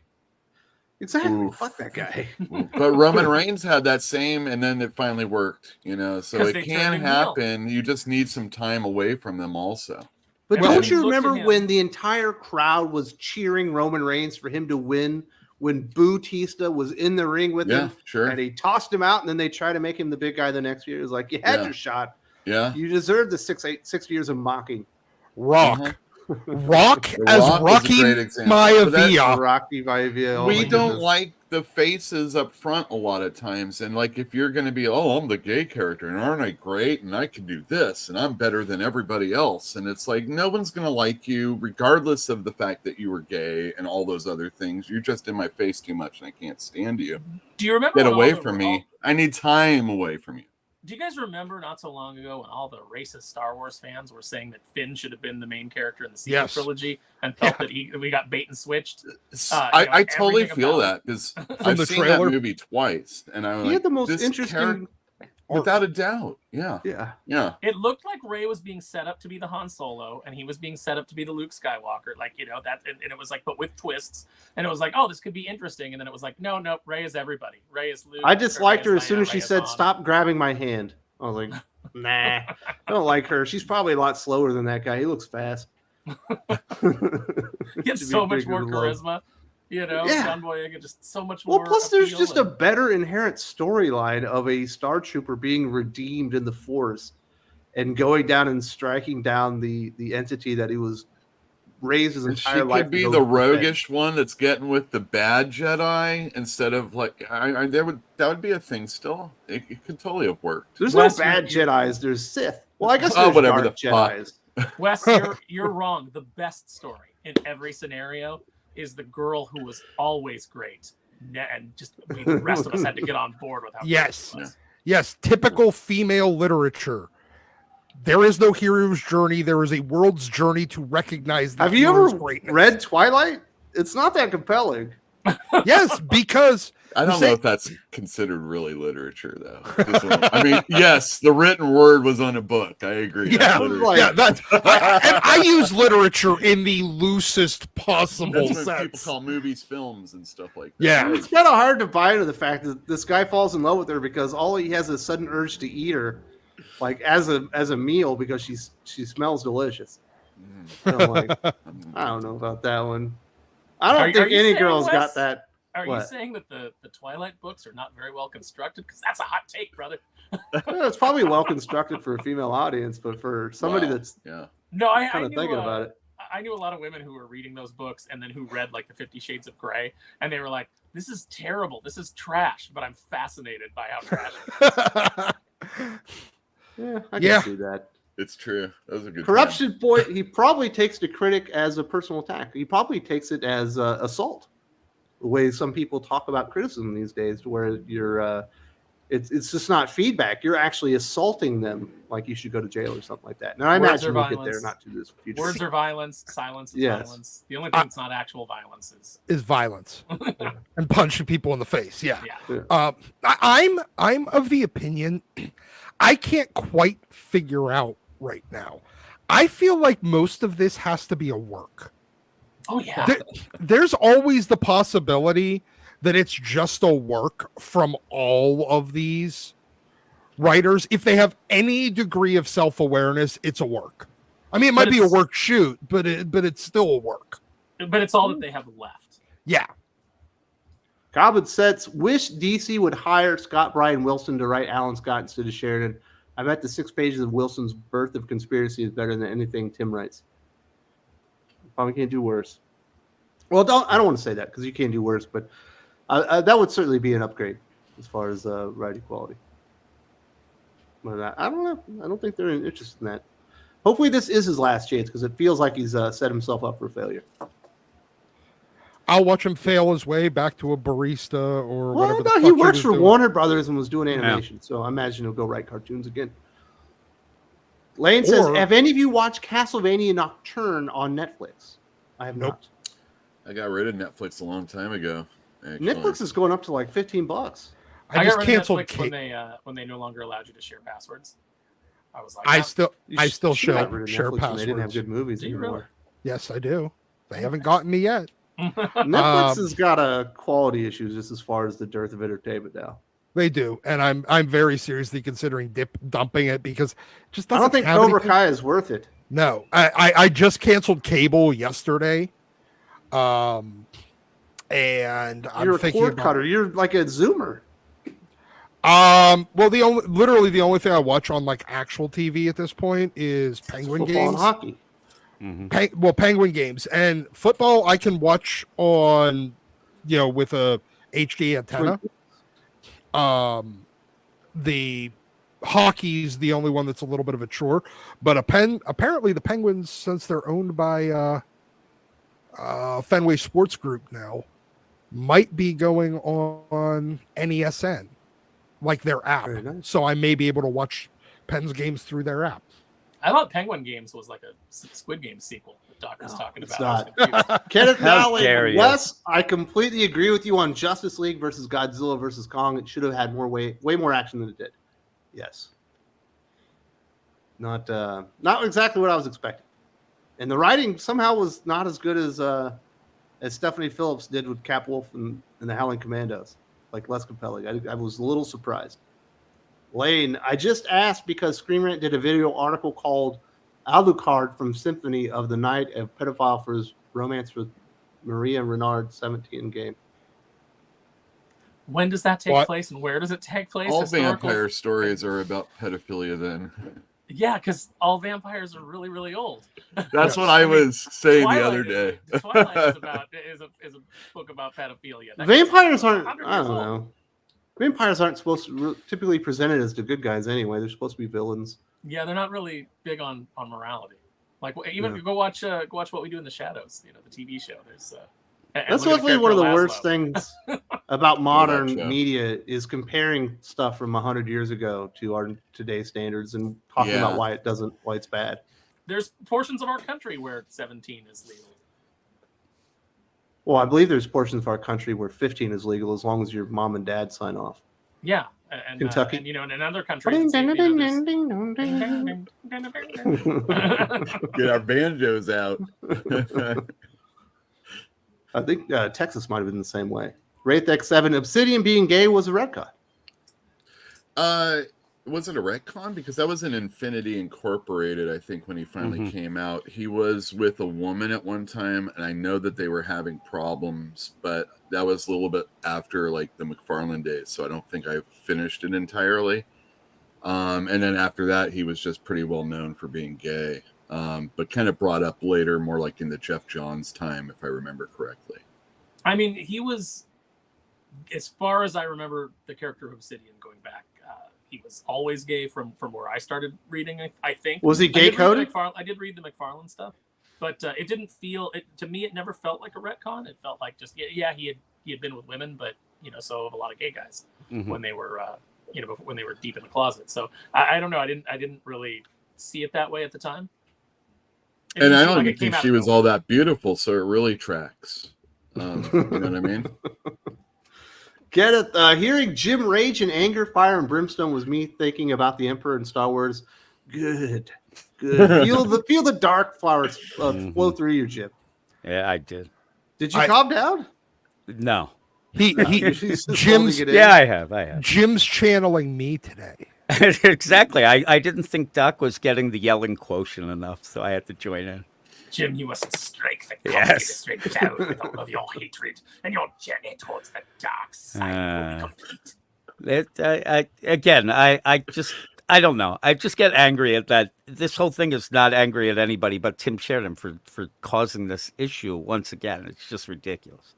Well, that's what he wanted to do. Comics will sell a little bit less. And, and that's the thing. I love comics. I love reading and reviewing comics. I hate that if I say something's bad, I'm put in a category. I just want to, have fun with it. It's not about the money. LK says, let's put the blame where it belongs on the editors and executives who approve the storyline. They definitely don't get enough of the blame that they deserve. People like Aaron Sparrow are the real problem with comic books, the editors. That's right. That's right. We're the problem. What were you going to do to destroy Transformers when you pitched your idea to IDW? Oh, I was gonna try to build. Like my pitch is always like, don't tear down. My pitches are always, what is it about this lore that resonates with people? What is it about this? And it's the same way when, so like, let's say Drew turns in a script, like Drew, works on Board of Blood, and Joe is his direct editor, but the scripts also come to me to make sure that they were consistent with everything that we were doing within the Merc universe. And so as an editor, I'm always pushing like, okay, well, this part of your story is less important than this part. This is the money right here. This is what you should be focusing on. This is the main thing with the character. This is the direction that you want to go. So we were always like fine tuning. That's the sort of collaborative editor that I am. I think that a lot of the editors at these companies are overworked. I think that a lot of them are not very talented. And so their job is just basically pushing it along to the next stage. Okay, I got the script. I read it. Now I give it to the artist. It's like, but you didn't give them any notes. You don't have any frame of reference to give them any mentorship. You're just basically a pencil pusher.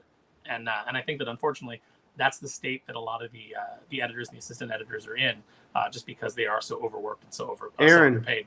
What are your thoughts on introducing robot genitalia to the Transformers universe? I've discussed this with Jim, and we're both on board.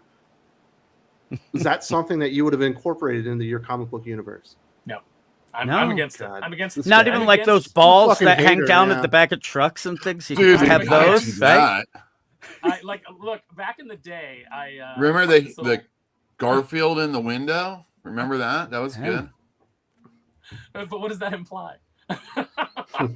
Is that like tapping your foot in the restroom? If you're a Transformer and you got a Garfield, then you could have like Transformer, like that was in cars now. You could have like Big Junk, or like some really cool Transformer names. So you guys really that like Calvin the Michael King Bay movie decal? That's really cool. You guys really like the Michael Bay movie where Devastator had a huge scrotum. You guys were like, "Yeah, this is what I came for." Yes. Well, wrecking ball scrotum. Absolutely. We need some more robot scrotum in the Transformers movie.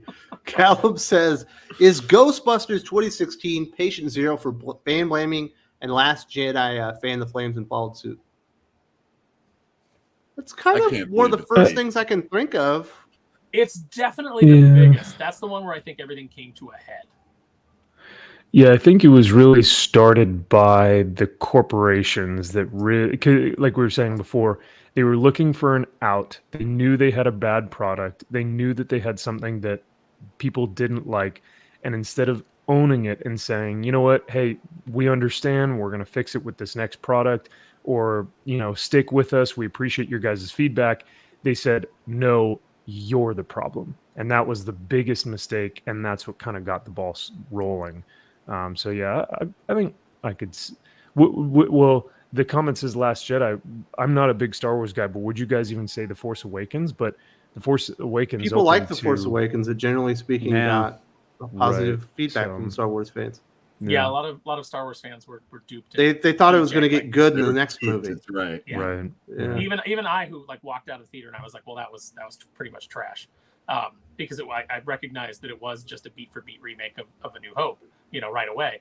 And I was like, well, that was kind of trash, but I get it. You spent $4 billion on this property. You kind of want to do a soft pitch over the plate. And the second movie is where things will get interesting. And they didn't get interesting. They just got stupid. But Ghostbusters is so bad. The 2016 movie, it's supposed to be like an action comedy horror type thing. And there's not a laugh to be had in the entire film, other than maybe Hemsworth as the stupid person. Yeah, as the 80 Potts of the movie. She wasn't stupid, though. She wasn't. I love 80 Potts. Yeah. Dressing down Egon and then falling in love with him. I thought it was great. Yeah. Yeah, it was lame. Lame movie. Yeah, she's great in that. Just the whole thing with Peter. I quit better jobs than this. Ghostbusters. What do you want? Like she's got you were so kind to that man. Every scene she's in is great. There is no fat on that original movie, and that's the problem. Is you went in and they said, okay, well, we don't want to do a continuation. We want to do a remake. But we're going to steal a lot of things from the original movie instead of doing something original. We're just going to steal a lot of the stuff, and then we're going to make it demonstrably worse. And the fact that just nobody in that movie shuts up. There's no time for a joke. Even if there was a good joke, there's no time for it to land because every character is just continually talking over each other. Even the moment when the most annoying lady in the entire movie decides she's going to crowd surf or whatever, and everyone moves out of the way because she's so fat, you would think I would chuckle. At that point, I wouldn't even give her a pity laugh. You know what I mean? Mm-hmm. And she's still crying about that to this day. She's still crying about Ghostbusters 2016. Well, that was supposed to be her big breakout. I don't even know what her name is anymore. Leslie Jones. There you go. I think she I that's think who was we're either talking going to about. try and sue the company, or she was going to try. She was upset because she didn't make enough money, because everyone else made more money and she didn't. And Because other like you people had said, starred in movies before, and she hadn't. exactly. This was supposed to be Lucky her your agent. breakout. Yeah, and so she's like, I deserve more money because of that. And it's like, oh, all right, whatever. Melissa McCarthy, whether you like her or not, it had some pretty big hit movies. You had Kristen Wiig was Kristen on Wiig SNL and had plenty of things. Yeah, they were both in Bridesmaids, and that was huge. Like there was a track record of. Maybe Kate McKinnon hadn't had that much. She was awful. She was even worse than Leslie Jones. Now I think about it. Yeah, she was the worst. She was just like in the background doing wacky shit the whole time. Well, I don't know. Everybody was. Yeah, she was the try-hard, and Kristen Wiig and Melissa McCarthy seemed like they were phoning it in. Like they knew they were in a bad movie. I think Kristen Wiig really knew. I think she was really phoning it in. But why are we talking about this? That movie sucked. It's Cal Lyle's fault. God damn it, Cal. That's a $10 super chat. Add more. You owe us. Sora Hart, Wes, and everyone. I wanted to ask what era of DC Comics was wacky. By wacky, I mean like you're supposed to laugh and have a good time reading it. I don't know if you're always supposed to laugh at Golden Age DC Comics, but you will absolutely laugh, and it is the wackiest stuff in the world. Silver Age is also pretty wacky, but I think the Golden Age stuff is even weirder. Well, I mean, Lens of Time and all that stuff for the Golden Age. I think you still get that with the Silver Age, but that's when they really start going like, Batman in space and stuff like that, if I'm not mistaken. Well, Batmite's Golden Age, though, right? Oh, maybe I'm wrong. I'm a little off on that. Well, that's the thing about Superman and Batman. When you think you got to an old book, you're like, oh, no, there was like 20 years before that, So I get it a little confused, but I know there's a big omnibus of the Silver Age Superman coming out soon, so that's a thing. If you want wacky, go back to the Silver Age, go back to Golden Age, and that's where it all is. They didn't take the comic books as seriously. Basically, like right at Batman Year One, right in that time frame was when everything kind of flipped a switch. You need to have Joe on. You need to wait for when Joe is on the channel to really get some good recommendations for the wackiest stories. Obviously, we just recently lost Keith Giffen, and he did Justice League, the Bwahaha stuff. But, Captain Carrot was a thing for DC. There was a lot of the Star comics that Marvel was doing. Some people like that stuff, But the original Planet Bizarro stuff with Bizarro Superman and everything being backwards, and in order to be a hero, you had to destroy things, was pretty good. And the Superman's pal Jimmy Olsen book is classic for all that shit. Yeah. So. Matt Fraction? Yeah. No, not that one. He tries on that one. It's not that bad. No, but the original. Yeah.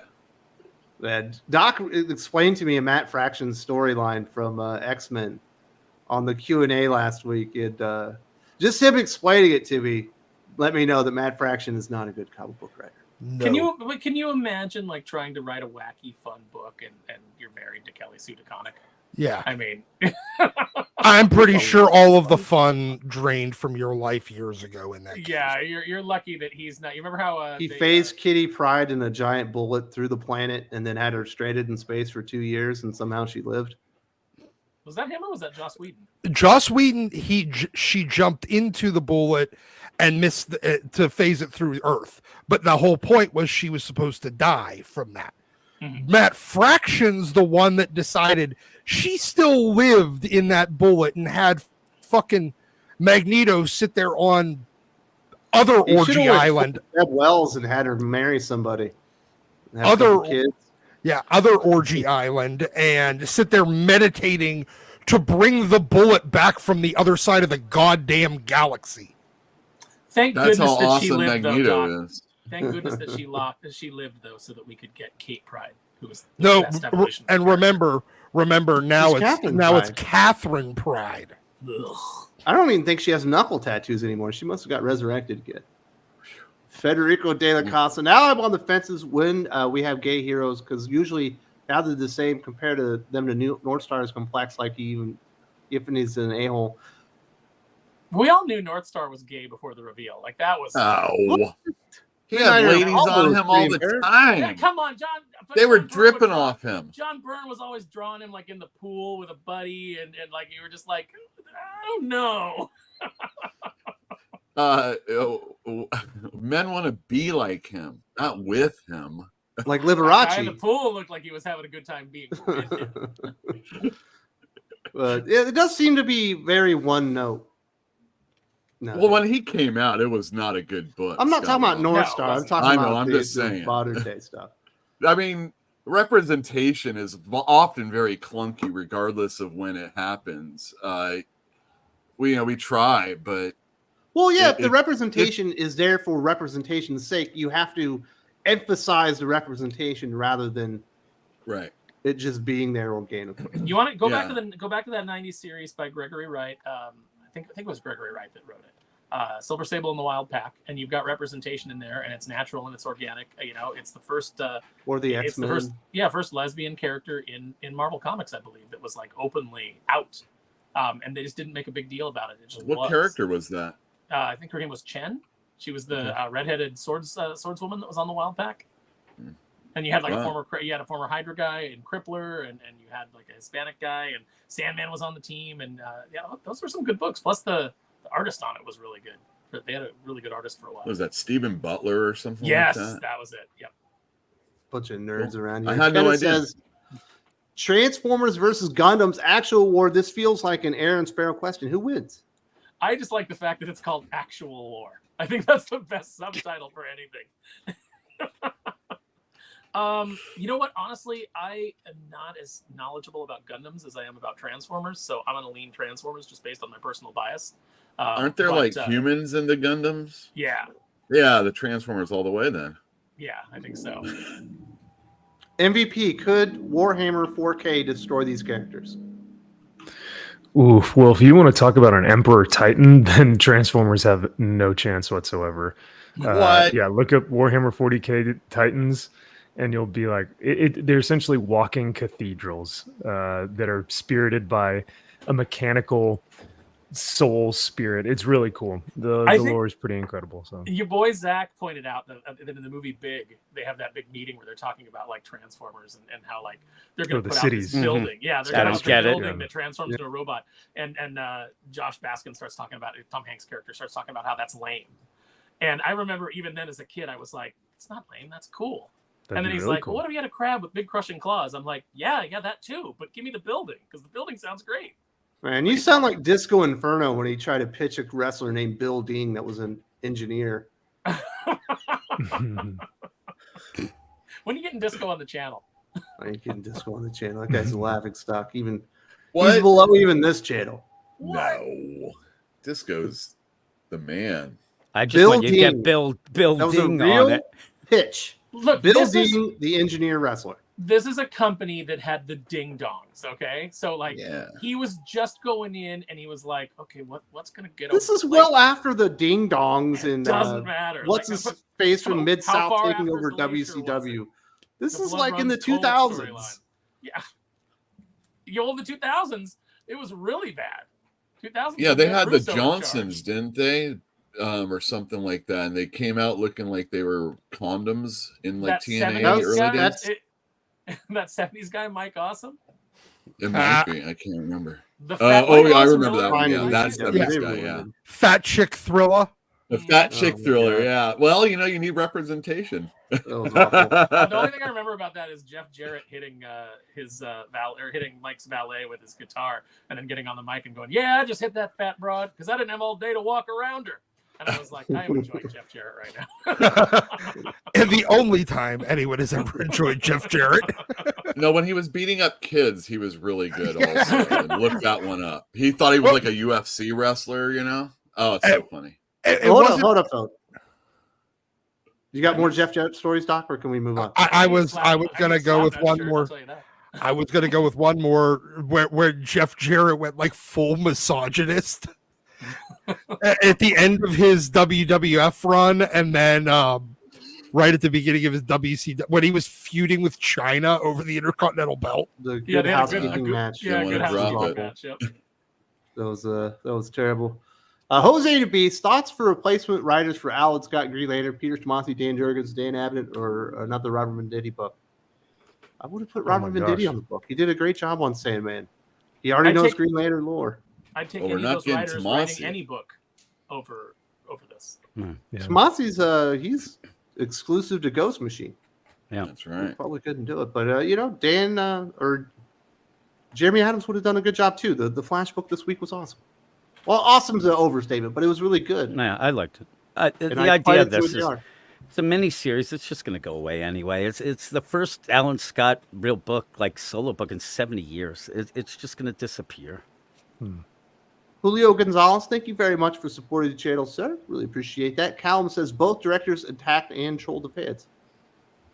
Must be talking about the Ryan Johnson and Ryan Johnson, and Paul Feig. Man, he was supposed to do the Ant-Man movie, right? Paul Feig? Paul Feig. No. Yes. He's No, the that guy was that wrote it. Edgar Wright. Yeah, That was Edgar Wright. You're correct. Edgar Wright. They look But the that- same. Yeah, Very but then Edgar Wright fucked around for so long, kept putting other projects ahead of Ant-Man that instead of it being a Phase 1 movie, it ended up a Phase 3 movie. I don't know. Well, there's probably better place there. Ant-Man shouldn't be Phase 1 or 2. Like, he's pretty obscure. He was supposed to be a founding Avenger. Yeah, it was smart that they didn't do that. Although I love Paul Rudd, but Ant-Man's only gonna Well, go if so it was far. Edgar Wright, it would have been Simon Pegg. Yeah. Common Yeah. sense. Go ahead. When will all of you realize that The Last Jedi is a rehashed plagiarization of Empire Strikes Back and the Rise of Return of the Jedi added with character assassination? It's really not. Although there are some beats to it. There's no slow speed like spaceship chase in those movies. That's the majority of the plot for The Last Jedi. There's also no meaningless side quest. I mean, there's a casino played it. There's also no Admiral gender studies. Yeah, I don't. It's not really a rehash plagiarization like The Force Awakens was with the original Star Wars film. Right. You gotta Remember- go a long way to make me not. I mean, like there were Laura Dern. beats. Remember horses on the outside of a Star Destroyer? Oh, that was Rise of Skywalker. Yeah. That Yeah. Was, Yeah. Remember when they didn't know how to go up without a beacon?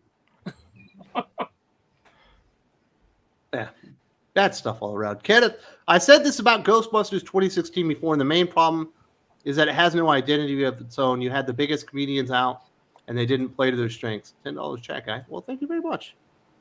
That means Were they talk about really it the in a biggest moment. comedians out there, though? Comedians? Yeah, I mean, I would say so. They're You comedians. know, Tina They're Fey, They're she was bigger actors, than all those guys. right? Who? Tina Fey, she'd written a couple Well, of you movies could- that you had been could very get Tina successful, Fey. and she was on 30 Rock at that point, right? Tina Fey would have Mhm. looked at that script and been like, no, thank She would have rewrote it for him, made it funny. Mhm. That's true. She's actually really funny. 30 Rock was a really funny show. See, thank you for making my point. There Obviously, was a Melissa lot of- McCarthy was a box office winner at that point. She hadn't really failed much. The She was TV good in and Spy. stuff. I liked her in Spy. She was like a Will Ferrell at Yes, the she was time, playing the same though. character over and over again. Yes, and Super hyper macho character that doesn't deserve any of their own self-adulation. yes, and Will Ferrell started floundering once he became the lead. Whenever they tried to make her a lead, is whenever it started going off the rails. Yeah, that There's was a lot of whatever. ad-libbing too, from what I understand. So like, there's a lot of film that never made it, and if they're just ad-libbing jokes all the time, it feels like they're just doing scenes and then putting them together to make a movie rather than actually making a movie. Well, you can't ad-lib good science jokes. The jokes in the original Ghostbusters are well constructed, and like I said, there's no fat on that movie. You can't take a Right. single scene out of there and have the rest of the film work. Like everything, there's just such a great economy of what's actually filmed and put on the big screen, and that's the exact opposite of Ghostbusters 2016, where it's just a bunch of Also, fluff and just keep talking, say things regardless of context, and all they can do is like make Dirty Dancing references and things like that. also, Kate McKinnon is a comedy vacuum. Yeah, absolutely. Garfield's Bizarre Adventure. Some Golden Age comic covers haven't aged well. What is your favorite Golden Age or Silver Age comic cover? Mine is the one where Superman is guarding a fire hydrant while people beg for water. That one's good. I think this is more Bronze Age, but there's one where like Jimmy Olsen, I think Lois Lane are in the desert, and Superman has water. Yeah, has the water. That's my thing. favorite. That's hilarious. Yeah. He's like dangling it at him. Yeah. I think it actually might even be Aquaman in that as well. He might be like. Oh, maybe that's what it was. Yeah, it's crazy. My favorite is the one where it's an Archie comic, and it's where he's rescuing Betty from the water and talking about how many guys he had to beat off. Yeah, yeah. Nice. Crime Suspense Stories number 22. Please. It's the one with the decapitated woman's head and the guy holding the axe. That hasn't aged well. Oh no, that's just my favorite. That's just my favorite golden age. Oh, I see. Okay. Cover. All right. Oh. I like all those bondage covers too. Obviously, that stuff's great. There's a lot of that stuff. Superman always came off as bad on the cover. There's one where Superman is Jimmy Olsen bought Superman a robe, and Superman's just heat visioning it. It's on fire, and Jimmy's just crying about it. I also love the classic Green Lantern, Green Arrow cover with just Hal Jordan being a dick. He's just like, "You always have all the answers, Green Arrow. What's your answer to this?" And Speedy's shooting up in the foreground, and Oliver's like, "My ward is a junkie." And when you see that cover, you think to yourself, his like eyes are bugging out of his head. Yeah. Did Hal give Speedy those drugs? Did he get hooked on heroin to make this point? Oh my god. That's the question that needs to be answered. Let's see Tim Sheridan retcon that. Yeah. Hal Jordan actually got Speedy hooked just to let Green Arrow know he wasn't perfect. You can probably make that would work. Keta says, Jim, your rage inspired me to make this fight. The Emperor versus Lord Voldemort. All right, Jim, you're the inspiration for this one. Who wins? Emperor kills him easily, in my mind. Yeah, Voldemort got killed by a kid. The Warhammer Emperor. The Emperor of the Space. I think Harry's the most powerful wizard that ever lived, though. And he'd get killed, too. And technically, the most powerful Jedi that ever lived killed the Emperor. Right? Anakin? Oh, you mean Rey? Rey Skywalker? Anakin. She's all the Jedi. Yeah, well, remember the Emperor didn't die. Yeah. I thought that was like a clone or something. Somehow he returned. Well, there is precedent. You can body jump when you're dying if you're a Sith, but 1,000 years before that movie, that had been lost because the only guy that knew how to do it became a Jedi and never taught anybody. Well, and then he's got like the burned fingers, and it's like, he's all like, the way that he looks, it's like he didn't like jump into a new perfect clone body like in Dark Empire, like where he was in an idealized. Yeah. Why is he Emperor in all three trilogies? Because they don't know how to do anything new. Here, I would. He's in the first one. There's this, because he's still. I didn't know that. Palpatine. He's in the last movie. Oh, that makes sense. Yeah, duh. I never watched. She knows she's a Palpatine instead of a Skywalker. But so there's a very simple way to answer this question: Wizard versus Space Wizard. Space Wizard wins because it's space. Because it's space. Because one's just a regular wizard and the other one's a space wizard. The end. Yeah. Oh my goodness. Mr. Hat just watched Thor Love and Thunder. Oh, why? The worst Marvel movie I've ever seen. Why does Marvel portray their male characters as buffoons? Thanks, Wes, for what you do. You've inspired me to make my own comic. That is awesome, and I hope it goes all very well for you. And reach out to me if you ever want to talk about it. Now, you just watched this movie as well, Yule. I did. And you said Thor Love and Thunder was better than Thor Ragnarok and Thor 2 put together. Yeah, if I was going to rank these movies, and it's not because I really love Thor, the first movie, it would be that one's number one. And Love and Thunder, I think, is actually the second best of all the Thor movies. I personally hated the space elf thing in the second movie. Dark elves. And I hated the Planet Thor story and all the humor that came with it. I feel there was a lot of mistakes in this movie right from the very beginning.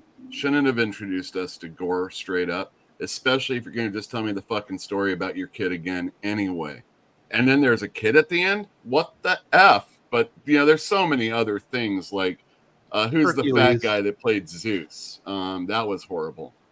Russell Crowe. Russell Crowe. Russell Crowe was that was the worst part of the entire movie. Yeah, Russell Crowe. Yeah. After Romper Stomper, do you need to watch anything more from him? Listen, Master and Commander is one of the greatest movies of all times. Like, better than Romper Stomper. The Nice Guys is fantastic. Gladiator is pretty amazing. We're better than Romper Stomper. The Insider's really good. He's also in LA Confidential. Gotta go back and watch Romper Stomper. Oh, he's so good in LA Confidential. He's amazing in that movie. You know, I always felt that he got the Oscar for Gladiator because they knew they made a mistake not giving it to him for LA Confidential, so it was like his consolation Oscar. Yeah. I still believe though that there was one good Thor movie and all the rest of them are tied for 435th. I don't have a problem with saying that also. The Jane Foster Thor part was probably the best part of that movie. That tells you everything you need to know. Other than the first 5 minutes, because I thought the gore stuff was done. Well, I thought it was good too. It's just that, you know what I thought when I was watching the very beginning of this movie was I felt like I was watching the beginning of the third Lord of the Rings movie where we're seeing how Gollum gets made, right? And so we're kind of seeing how gore gets made. But the thing is it's the beginning of this story, not the third movie where we're like, oh, we're finally seeing what happened. No, you're seeing it right up front. It's not good. Not a good I always movie. like to leave the one thing that can destroy me just like casually, like a few feet from me when people come to threaten me. I think that's always the best policy. Just kind of casually, just over there. Good defense strategy. Keta says, you know what movie has representation in the best way? Your movie, Wes, Predator, white, black, Hispanic, and Native American, yet none of it is important. It's just cool guys kicking ass in the jungle, great sci-fi action classic. Damn straight. A bunch of jack dudes shooting the fuck out of everything. There was even a thin one. Yeah. Mm-hmm. Yeah, there you go. Guy with glasses. Yeah. No, actually, I think Poncho is skinnier than Hawkins. Okay. So there's two. The two white guys, yes. The great thing about each one of those characters is that all of them have some sort of flaw. You know, they're not all perfect. They are not all Gary Stews or whatever you'd want to call it. They all have individual characters that if you were to put them in a comic, all of their dialogue bubbles would sound different because they all have different motivations and all have different voices. And it is true diversity of character and thought and story. It's perfect. It's so well done. And I really truly think that if they were to make Predator in the same fashion, well, they already made Prey, right, with the Native American tribe. Mm-hmm. But if they were to do Predator again, it would be like, I don't know, they would have to somehow insert like Arnold's privilege, you know, leading the team as a white man or something, and be like, hear me out, guys. Hear me out. We take the cast of Ghostbusters 2016 and we remake Predator with that. Oh no! But Jesse the Body Ventura is just amazing in that Predator movie. Goddamn bunch of slack jawed. Yeah. Oh man. No, everybody in there is so well defined. There's not a huge amount of time spent with them before we get to, you know, the mystery of what's going on. But every one of them reacts in their own way. Like they're all very clearly defined characters. Yeah. Plus, it goes from straight action movie into horror movie on the drop of a fucking dime. Yeah, it becomes a slasher film. It's unbelievable. And you see, I love that movie. It's so good. I love the dude with the Bic razor. Just kind of always like Bill Duke, baby. Yeah, and it's like, man, I hope they got a good sponsorship for that. You know, in that movie, they should have made some Reese's Pieces money on that. Do you remember him in Commando? I never saw that one. I remember him in Menace to Society. He was the cop that was interviewing the guy. No, in Commando. You know, you fucked up, right? He confronts Schwarzenegger and he's like, "You scared, mother effer? You should be. This Green Beret's gonna kick your big ass." Like it's just like, it's like, oh, this is amazing. This film is so like Commando is a terrible film, but it's a delightfully terrible film. It's like in all the best ways. It's awful. Kenneth says, I love the Transformers and I think they can win. To me, the Force is a type of magic, so I pick the Emperor. I enjoy Predator, but Terminator 2 resonates more. James Cameron is a man. That's another thing. Terminator 2 had a Guns N' Roses song. Thor Love and Thunder had a Guns N' Roses song. I watch Terminator 2 now and I'm like, all right, this is awesome. This rocks. I go to the same group in a new movie, and it feels like it's trying so hard, and it's like the music score. Yikes! It's there to distract you from how bad the movie is, rather than accentuate how great it is. They're hoping they can do another Guardians. The Guardians are there in the beginning, and it's just sorry to. Well, it's like when in Captain Marvel, when just a girl starts playing, and the theater just collectively rolls its eyes. It's like. Well, I think they're trying to do some cognitive dissonance there, some sort of, subconscious thing where it's like, I like Guns N' Roses. I like listening to Guns N' Roses. Do I like Thor: Love and Thunder? They're trying to do this thing where it's like, if we play a song you'll like this movie. It's the Big Bang Theory strategy. It's like, hey, they're talking about Thundercats. I like Thundercats, so I must like this trash. Exactly. Common sense. Jim, can you talk more about why Sheridan's Shazam mini is bad? It can't be worse than he made Stitch responsible for the death of 2 students in Titans Academy. No. It's only 2-parters. That was the perfect response. That's one where he's mounted the Rock of Eternity, right? Tim Sheridan didn't know anything about DC or its past, tried to throw in. He thought that DC 1 million ended up happening a million years in the future, which is ridiculous. And also, he set up things with Shazam's powers that just ruined the character, and is still most of that stuff just got pushed aside anyway. So it was a bullshit book. There's my answer. Is it worse than Titans Academy? Because I think Titans Academy is awful. Yeah, I think it's worse than Titans Academy. But it's only two issues, right? It's just it was a mini series. I believe it was 4 issues actually. Oh, that's right. Yeah, and it ended up like. Yeah, Billy, who didn't care that Freddy is going to die. It just set up just bullshit. Now we don't have the Shazamily, which I actually really do like, and it was bad. Every step of the way he showed nonsense. You had a DH Black Adam as Teddy, that they never did anything. Like, nothing he came up with, they really went with, and it just was bullshit. Agreed. Julio Gonzalez, good stream, gentlemen. Shout out to Yule. Are you and Julio like buddies? We are becoming buddies. Through this channel, I've got another customer. All right. Very good. I'm glad I was able to have good people meet each other. Yeah. Yes. Yeah. That's what we're trying to do here. I'm not definitely trying to court a community, but if we can embrace that and turn it into a community, that's what I'm all about. Wait, hold on. Wes, ask for your finder's fee, man. I already did. He's going to ship me some fucking facsimile editions. All right. We're good. I'm going to get all 4 issues of Batman Year 1, the facsimile, and then the 428 post-simile with the new pages where Jason Todd lives. I'm super excited. What everybody really wanted. I don't know that I need it, but it feels like I'm going to be holding a piece of discarded history. Like this isn't supposed to exist. I totally agree. We really need to get that Swamp Thing where he is the cross that Jesus is nailed to now, because that was going to be a really, really awesome issue that never got printed. Wes, I understand it's sensitive, but we really need it. Wes, if you want to hold on to books that shouldn't exist, then you're going to love Alan Scott Green Lantern. No, I didn't mean it like that way. I meant it like taboo. Like you can't believe you have it because it's amazing that it's even here, not like, I can't believe this exists because it never should have been greenlit. It probably should have been stopped 5 ways along production. Keta says, "Big Game scored me again when I read this book. I had the same feeling I read Jim Lee's X-Men #1. Great book, best out there."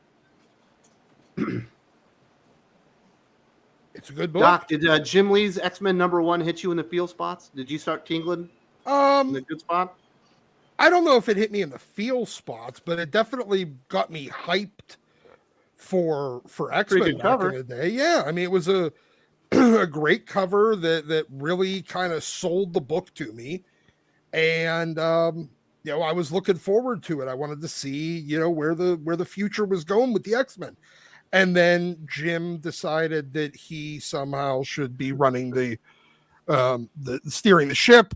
Caused Chris to quit the book after 17 years by issue 3. We're talking about how you felt on issue 1. He's so excited for Big Game. I mean, look, Mark's not going to make the same mistake. Well, there's no Jim Lee to take over his shit. Yeah. Next thing you know, Pepe the Raz takes over Miller World and kicks him out. lets him come back on a mini series 5 years later. And kind of like the buffoons that Jonathan Hickman hired for the X Office that kicked him off his own ship too. Goodness. Mr. DC Comics, it's interesting how the best Spider-Man stories of the past decade are now in movies and now video games with Spider-Man 2 PS5, but nothing from comics. Okay. So I'm assuming that Spider-Man No Way Home and the Spider-Man 2 video game. I don't know I don't know any of that stuff, so I don't see it. There's been a pretty decent Spider-Man run there from Nick Spencer with some good stories in it. It's all right. There was some Spectacular good Spider-Man stuff. with Chip had some good stories in it. Yeah. Spider-Man life story until the end was pretty damn good, but the very end of Dan Slott's Spider-Man run was actually good. The Red Goblin stuff. He had moments, man. I mean, the thing is like he wasn't like the most incompetent writer. He just did a lot of stuff to irk a lot of people in a lot of ways. Sometimes within the book, and sometimes without. Yeah. He doesn't get his shit done, but you can almost blame that on editorial again, or the mandate of the company to get a shit ton of Spider-Man out all the time. When we don't like something from somebody, I think the first thing we have to ask or see is like, are they putting 2 of these out a month? If they're doing that already, it's gonna suffer. And how often is it tying into something else that I don't want to read anyway? It's already gonna suffer. Like even the best of those are only mediocre usually. I mean, Dan's main problem is Dan and the fact that it seems like he's got short man syndrome. It seems like he's just a ball of exposed nerves, and he wears all his insecurities on his sleeve, and he tries to overcompensate by being an internet tough guy, and it just doesn't work. Nobody buys it, and people get tired of it really quickly. So that definitely affects the way that people view his work. Kenneth Dowling says, if you guys even mention Russell Crowe and not mention LA Confidential, I would have quit the channel. Just kidding. Doc, The Insider is not good. It's great. That's Michael Mann film.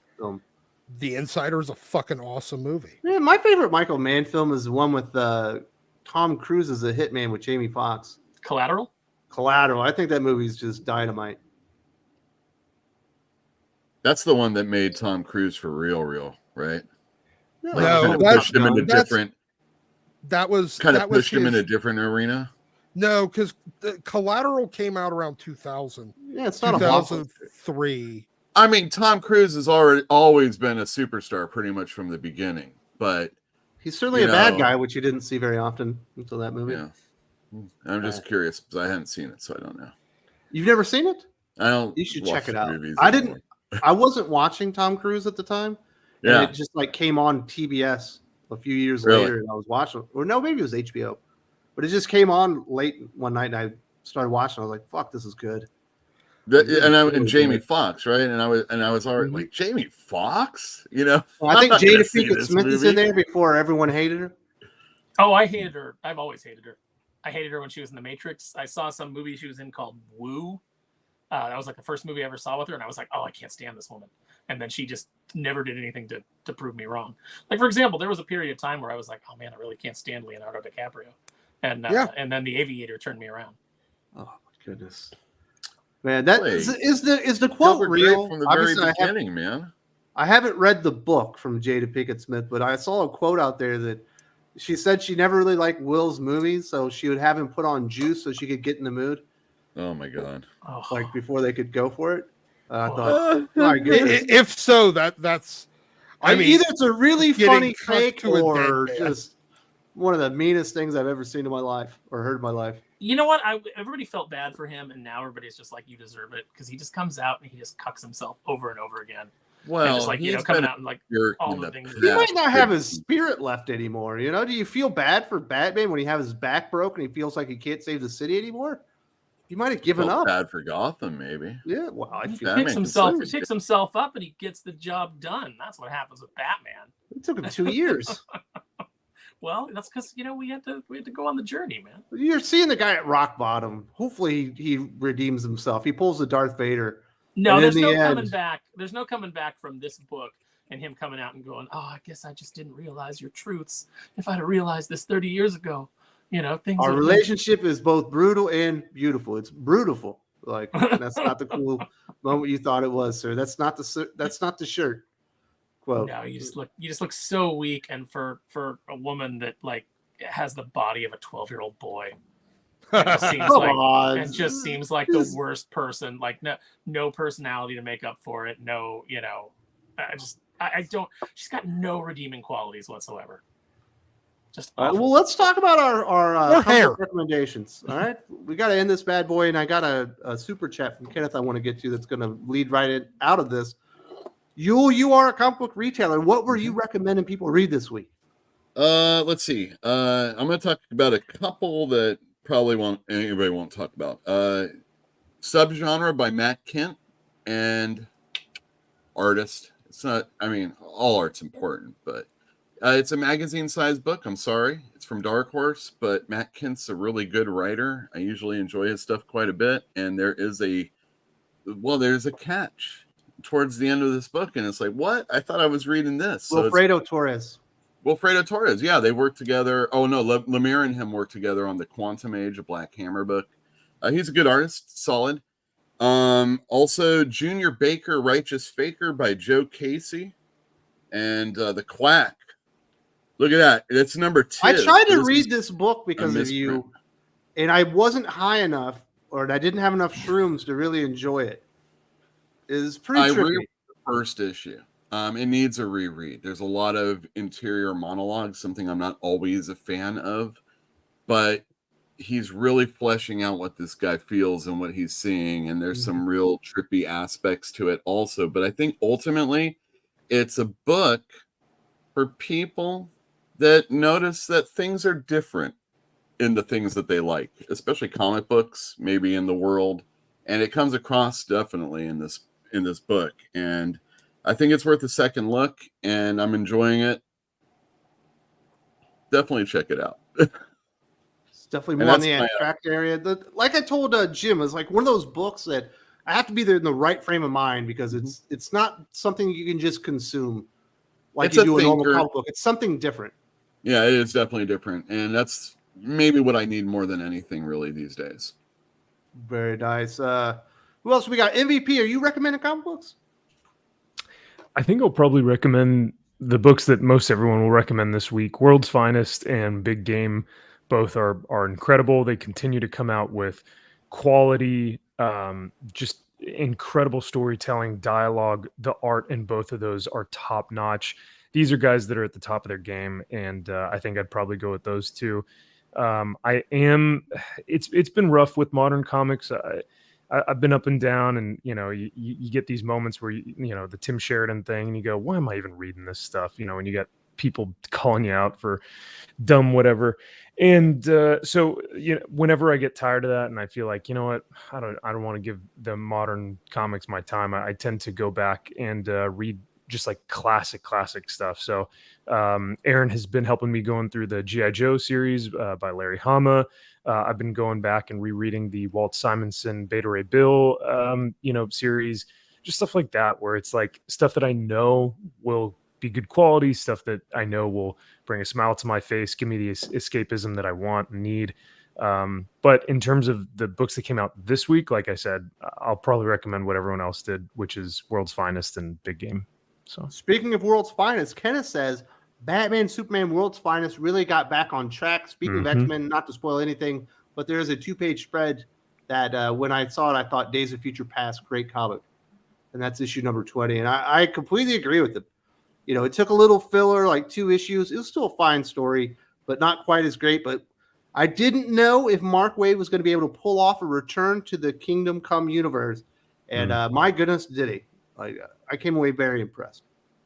I would recommend, for those who want to read the Batman Superman World's Finest issue 20, I would recommend maybe going back and rereading Kingdom Come a little bit, or just kind of refreshing yourself on it, because it'll make this book even that much better when you see like the subtle intricacies of both books. I think you can really get some great stuff. And Kingdom Come, you got to read it at least once a year.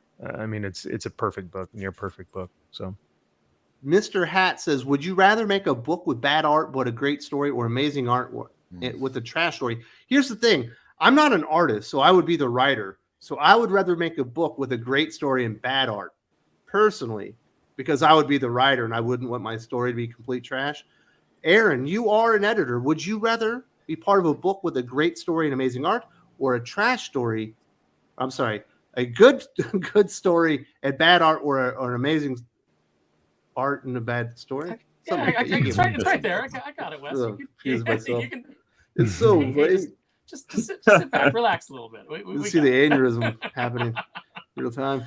The goal is to have a great story. You don't get both. You only get one. But if you only get one, that's how are we defining terrible art? Because I'm always going to say that Riley Rossmo. That was where my mind went too. Horrible. And it's like, and there's a book out this week that has a good story and Riley Rossmo art. So I'm going to say last week, Sandman. Yes, last week. Yeah. So I'm going to say great story, trash art, because it's the story that Man. Yeah, I'm more that's of a what people remember. I'm more of a story guy, but if you go, whereas Doc is definitely a trash story, great art kind of guy. If you're going to give me a trash story, but I'm going to get Mark Silvestri or Joe Dara art, or I don't despise Liefeld the way that I did back in the 90s, back when Youngblood came out. But I don't think his art really tells the story a lot of the time. So I would still consider it bad in that respect. But with a great story, I think it works. Rob's art doesn't really tell the story, but it gives energy to even the biggest slog of a scene. Yeah. All right, fellas. Daddy is about to piss down his leg. I might need to give myself an own catheter. So let's see if we can finish this up. Kenneth says, Wes, I like Collateral as well. Jamie Foxx did his best acting work of his career. He should have won the Oscar for this one as well as Ray. Enjoyed hanging out with you guys. Aaron, I don't like Jada either. Peace. What's with all the Jada? Like before, 2 years ago, she was all right. Nope. She was great in if you say Gotham, I swear to God. I'm not gonna say Gotham. Fish Mooney is one of the worst villains I've ever seen in my life. I'm talking about how am I forgetting this? It's one of my favorite movies of all time. I was talking about it earlier with Bill Duke. You fucked up, Steve. How have I missed this? It's so late. Copland. It's not Copland. I'm not talking about that. What I'm talking about, Menace to Society. Central while you're No, Menace to Society is a great movie. Jada Pinkett. She's not. I remember my sister-in-law got her hair braided because of that movie. She's not braiding her hair now, is she? Cultural appropriation. No. Really a peanut. But yeah, Collateral's an amazing movie. You definitely should check that one out, Yule. You haven't yet. All right. I don't think I'm going to like this. Got in there. It's absolutely fantastic. Federico de la Casa. Good story, bad art. I have all Valiant classics. How dare you? Dave Lapham is an amazing illustrator. If you have never read Stray Bullets, you're missing out. It is black and white. They did a different formula than Wildcats or Wildstorm. Yeah. Yeah. So there you go. Valiant, there's good Valiant stuff. It's just not great. All right. Who else we got? We got Sparrow. Are you recommending comics this week? No, because I haven't read any this week. Like I said, I'm going down to the show today. I will recommend a toy this week. I'm going to recommend the new G.I. Joe Classified Firefly figure. Pretty damn cool. Pretty cool. Yule, when you hear Firefly, do you think of the DC Comics villain or the G.I. Joe guy? Probably the villain more, but I have a relationship with the G.I. Joe figures from back in the day. Definitely. Firefly's there. Nice. You should be getting the G.I. Joe classics or classified. Yeah, classified. Yeah. 6-inch versions of all the classic G.I. Joe characters. I'm not going down that well. You're not looking for another hobby? I got like Spider-Man figures, and stuff like that around here. I've got an ambush bug mini mate right here. You need that Spider-Man figure to take on some Cobra guys. I've got a booster gold right here, but I don't do it too often. All right, Jim. Oh, sorry. Oh no! I'll just show you something I have while you very cool. Talk about Jim, you and I did our Hot or Not podcast where we talk about all of our favorite and not favorite comic books of the week. Is there anything standing out that you want to definitely point people towards this week?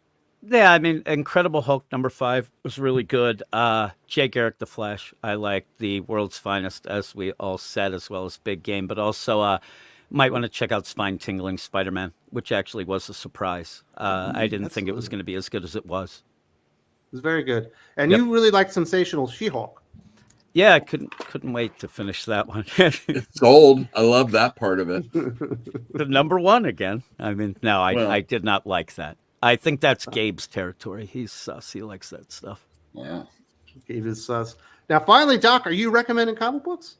Not new ones. Instead, I am going to go with some good job. Psylocke miniseries. Oh, and then the second print of the Psylocke. Is that Mark Brooks on covers? Actually, I think this one was Mark Brooks. The first one was Dave Finch. Oh, that makes sense. Then can't say no to some camel toe. Blink, because we're in a hot girl mode. I remember loving that one. It was okay, but it was a good it